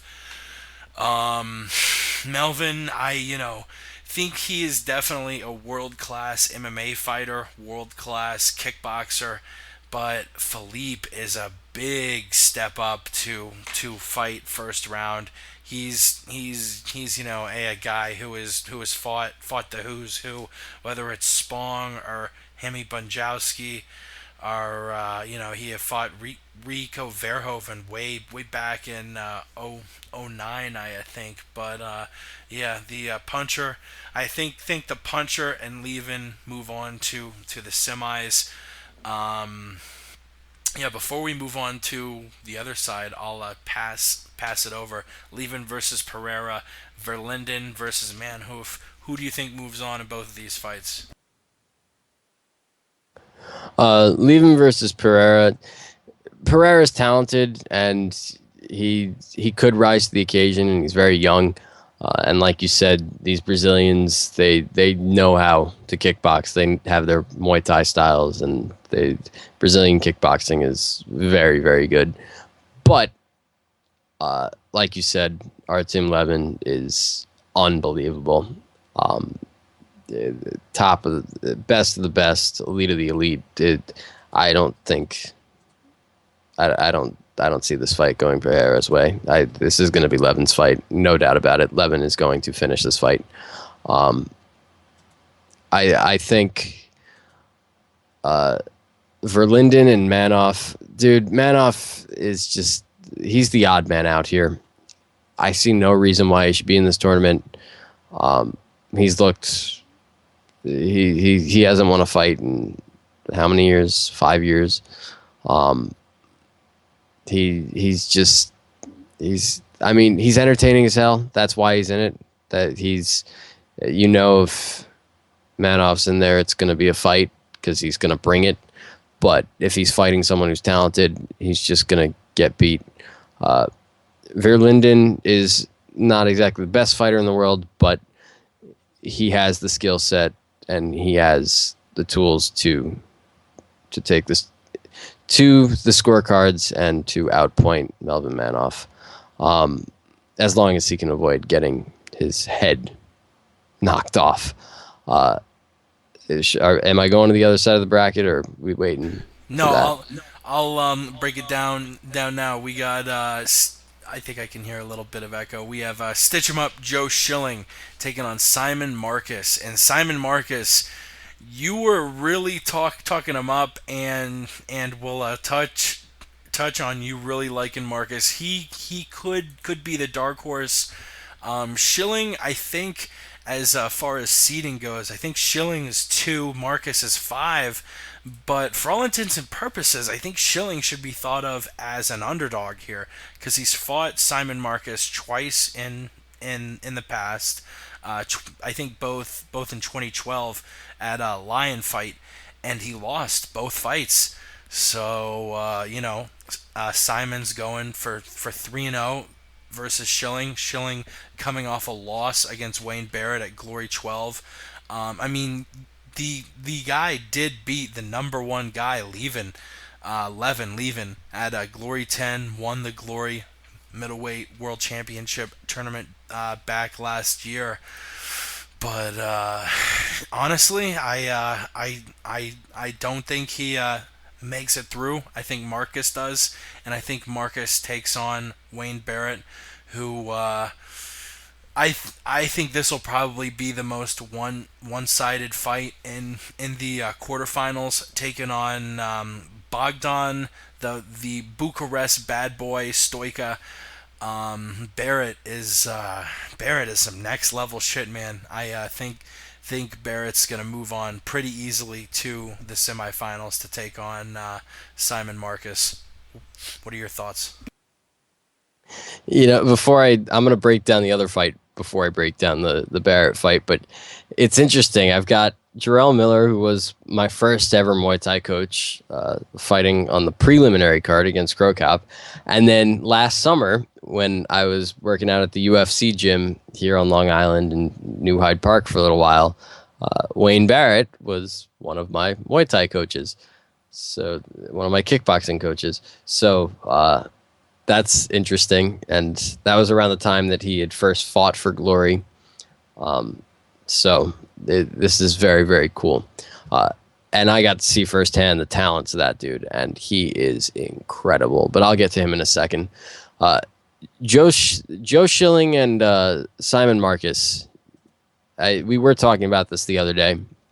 I don't know why Joe Schilling is the number 2 seed.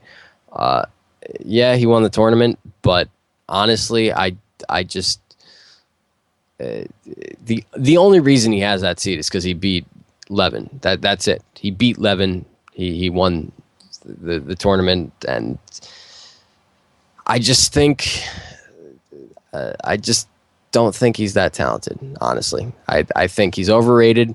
I think Wayne showed that when he fights someone who's little unorthodox, it's not going to go his way. And he doesn't have the best chin in the world.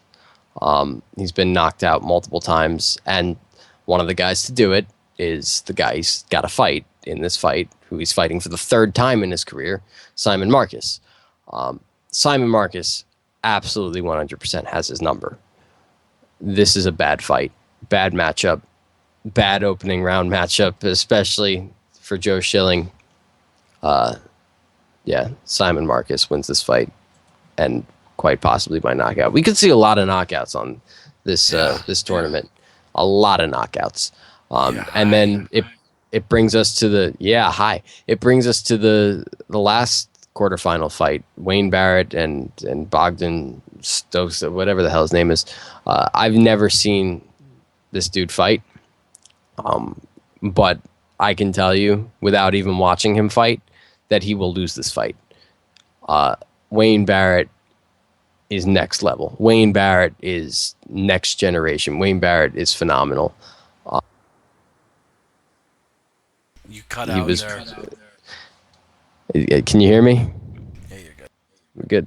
Yeah, I'm not just saying this because he was my Muay Thai coach for a month or two. I'm not saying it because of that. I'm saying it because he truly is that talented. Wayne Barrett will win this fight easy, and he'll advance to the semifinals against Simon Marcus.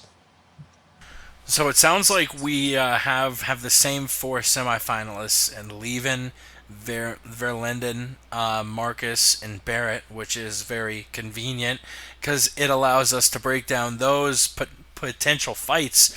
Between the 4 guys, the way I would probably look at it, Levin, like, I would say out of those 4, Levin, Barrett, Marcus, and Verlinden. The only one I can't really picture winning is Verlinden. He's really good, but he's a little bit too 1D to beat any of these guys. You know, he relies on his boxing a lot, and a lot of times it works in his advantage because, you know, he's very, very strong and he knocks people the fuck out. But against top guys, especially Levin, who's just so amazing at, I mean, he's probably the best defensive fighter in all of Glory. I think Levin moves on to the championships pretty easily, and a potential fight against Marcus or Barrett. I mean, honestly, between Barrett and Marcus, if both of them move on, holy shit, this is. I mean, we're talking about super fights. This is basically a super fights.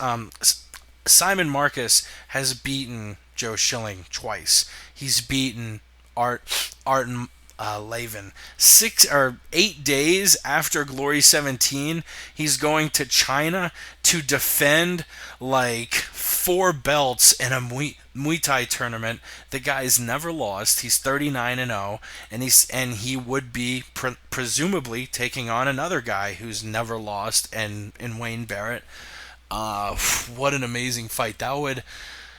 Like, honestly, with Levin, Marcus, and Barrett, we might be seeing the 2 best guys in a semifinal with Barrett and Marcus, because both of those guys are just so fucking bang on. I mean, I'll be rooting for Barrett, but the only reason I'm gonna choose Marcus to move through is just fighting, you know, a little bit longer. He's got a little bit more experience. Barrett, you know, he's still pretty young, doesn't have many fights on his back, doesn't have too high of a fight age. I think he will eventually be a dominant champ. I don't know if that time is now. It very well could be. I hate to pick against him because I'm going to be rooting for him to win the tournament. We had an interview lined up with him. We're going to try and get him on afterwards. And you know, you always feel like sort of a jackass if you don't pick the guy you're rooting for to win, and he does win. Barrett could very well win, but I gotta go Marcus. But God, what a fucking fight Marcus and Barrett would be. I've been waxing poetic about this fucking fight. Just the stylistic matchup is so awesome. Ross, thoughts on these semifinals? I've been ranting too long. Yeah, it's well, let me start with the other one first. So the way I have Levin fighting Verlinden, and Levin takes this fight. I don't think I really need to go in depth. I think you broke it down excellently. Even though I don't... Is excellently a word? Probably. Who cares? It's already 4:30. Holy shit, it's 4:30 in the morning. Yeah, and we still gotta call the cop. Artem Levin, yeah, defeats Philippe Verlinden relatively easily. It's gonna look like a Floyd Mayweather fight. Actually, it's a pretty good analogy there. The fight of the tournament, right here, Simon Marcus versus Wayne Barrett. Yeah, this is the finals right here. Forget everything else. This is the finals. These are the 2 best guys in the tournament, in my opinion. This is a tough one. This is a really, really tough one. Wayne is just very, very, very, very, very, very, very good. Very, very, very... He's adaptive, is the way I'd like to describe him. Every time he comes out differently. He changes things up all the time. He has a great mind. He thinks differently. He's very unorthodox. And very unorthodox, but still technical with his approach. That's what I loved about him. Like, that's what I loved about his coaching. He's very technical, but he can also be unorthodox. And technically unorthodox, if that makes sense. Very, very kind of like a John Jones or like an Anderson Silva kind of thing. Technically unorthodox in that way. Very, very, very talented guy. Really talented. Simon Marcus is a mauler. I mean, he has such power. He's got great knees. He loves the clinch. My concern here is, can Wayne stay out of the clinch? Can he utilize his unorthodox attack here and keep Simon at bay? I think he can. I think he has the skills. I mean, I've seen him show clinch shit in the gym, and he's really talented. I think he has the capabilities to do it. But whoever wins this one's going to win the tournament. And I think I'm going to make the upset pick here. I am picking Wayne Barrett to hand Simon Marcus his first loss in what will be, I guess, 41 fights at that time, or 42 fights. Something like that. Yes, something like that. It will be his first loss in his entire professional kickboxing career. Why do you think Barrett beats Levin? In the finals? Yeah. I think, once again, I think the unorthodox but technical approach of Wayne Barrett is something that's going to be very difficult for a lot of these guys to figure out. And I just think Levin, I think stylistically matches up well with Wayne. And we can make these Floyd comparisons all day. You can't do that shoulder roll shit on Wayne. You can't taunt Wayne. You can't do any of that shit. Wayne will fuck you up. He's not gonna take that shit. I think that's a horrible matchup. I think Wayne Barrett is going to dominate. I think Wayne Barrett is going to, if he gets past, that's the big if. If he gets past Simon Marcus, I think Wayne Barrett will run free with this tournament. Yeah, just to sort of play devil's advocate here, I'm gonna go with Artem Levin. The guy is just so. I mean, you talk about being a very technically sound fighter. I don't think it gets any better. The last like 4 or 5 years, his record is like 42-2. He lost once to Joe Schilling at Glory 10 and lost in 2013 to Simon Marcus in line fight 9. I think if he fights Marcus, which I guess is my finals prediction, I think Levin, having fought him before, will kind of know what to do going into it. Will sort of adjust accordingly. As far as a fight against Barrett probably has a better chance against him because Levin hasn't seen his style, doesn't really know exactly what to do. But I'll play devil's advocate and take the number 1 middleweight in Glory, Artem Levin, to win it all. Take the number 1 seed. I'll be boring as fuck. A welterweight title fight between Mark DeBont, who just won the strap really recently at Glory 16 Denver, and Bazooka Joe Valentini. Both of them have very differing styles. DeBont, sort of the guy who likes to point people out, win via a judge's decision, and Valentini, almost all of his wins are knockouts. The guy's called Bazooka Joe because he's got powerful hands. I think this is going to end one of two ways, either with a DeBont decision or a Valentini KO. But I think Mark DeBont is able to sort of strategize him out and game plan him out. Another fight. Joe is super young. So many of these guys are in in their 20s and have a ton of room to grow.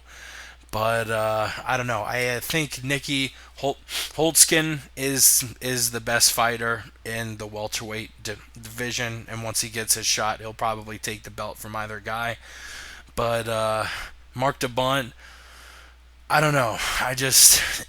A lot of people are saying Joe is going to win this fight via KO, but just something's telling me that Mark's able to put together a unanimous or split decision. Who knows? Yeah, I'm leaning towards Mark DeBont. I'm leaning towards Mark DeBont, just outpointing him and taking the decision. But I do have these flashes where I do see Joe Valentini putting his lights out, and not like dominating him or anything, like just out of nowhere, one shot, one punch, one kick, probably a punch. That's it. Because like you said, he has the ability to finish it at any moment with any punch. He is a knockout artist. He is not a point fighter. He does not try and take it to the judges' scorecards and outpoint his opponent. No, he goes in there to finish his opponent and knock him out cold. I'm gonna pick Mark DeBont, and I'm rushing through these predictions now because I'm exhausted. I'm gonna pick Mark DeBont because I think he's just he'll be able to avoid the punching power of Bazooka Joe. It's just he's more experienced. He's the best in the world for a reason. And that brings us to the final fight. The way it's going to be structured, we're going to have the middleweight quarterfinals, and then the middleweight semifinals, and then the welterweight championship, then the middleweight championship, and then the final fight will be the heavyweight championship between Daniel Guita versus Rico Verhoeven. The two faced off back at Glory 11 Chicago. In the finals there, after Guita beat Braddock Silva, Rico beat Go Kansaki. People called it the fight of 2013. It was an amazing fight. If you haven't seen it, search Glory 11 Verhoeven versus Guida. Just fucking awesome. Since then, neither guy has lost. Obviously, Rico, who was, I think, the biggest underdog in the entire tournament. He ended up winning the tournament. Since then, he fought Peter Aerts at Glory 13, won via split decision.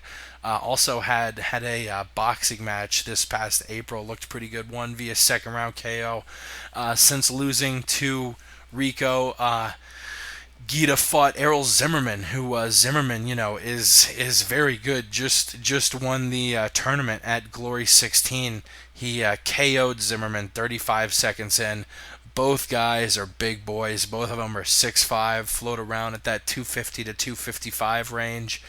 God, this is a fun fight. It was last year's fight of the year. It could very well be this year's fight of the year. What an awesome fight to end the card with. I actually got a chance to meet Verhoeven at Glory 16 at the post-fight presser, and he was one of the nicest guys I have ever met. Just all smiles and laughing, and being really nice to all of the reporters who were talking to him. Yeah, Ross, the heavyweight championship is on the line in Inglewood, California, Glory 17. Who you got in this one? I'm going with Rico via unanimous decision. This is a very, very, very close fight. The first fight was the fight of the year. It was back and forth, and it had its controversy. That knockdown in the first round, it wasn't a real knockdown.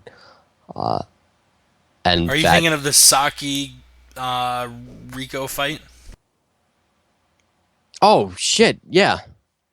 Oh my god! How did I get that confused? Wow, I am exhausted. Oh no, but I'm completely lost. Where was I? What? Guido Verhoeven, the finals, Thank the you. fight of the year. Yes, the fight of the year. Yeah, they went back and forth. Oh my god. I think Rico. First of all, I am so sad that we don't have Semi Schilt, because let's be honest, if Semi Schilt was around, we wouldn't be talking about this shit. Yeah. We'd be talking about Semi Schilt fucking all these motherfuckers up. That's the real best heavyweight in the world. That's the real heavyweight champion of glory. Let's just get that out there before we talk about this. Now back to this. Rico Verhoeven, though, has seemed to be the heir to the throne, I guess. The new child, the new poster child. And coincidentally, the last person to beat Rico is Semi Schilt. So it's kind of fitting. I'm agreeing with you. I think Rico Verhoeven will win this fight. I think he'll take the rematch. I think he'll win the decision. But I would not be surprised if, once again, we saw, just like I predicted over and over and over again on this card, another upset knockout. I don't know how big of an upset you can really consider this, because this is a really, really close fight. I don't think either way it would be an upset for either guy. But I do think Gita is number 2 in the world, and there's you gotta edit some of this because I'm so tired and I cannot predict. Dude, this is horrible. Oh my god. Fuck. This is the first time I've ever like shit out on a podcast. It's all good. It's probably more on me for pushing this to 4:42 a.m. Even though you were down for starting it super late. It's been a couple hours. Let's wrap it up. Final thoughts on Guido versus Rico before we ship it out. Yeah, chop that shit up, make it sound good. I'll try. All right, short prediction on Rico Verhoeven and Daniel Guida. I think Daniel Guida is incredibly talented, and I believe that if he was fighting anybody else other than Rico Verhoeven, he would fuck them up and put their lights out. And I just think this is Rico's time, and Rico is the heir to the Semi Schilt throne, and he will reign supreme above everyone else in the heavyweight division. He will reign as the emperor of the heavyweights for a fairly long time. So Rico Verhoeven by decision in the short, quick prediction. You heard it here first, people. Rico is the heir to the throne.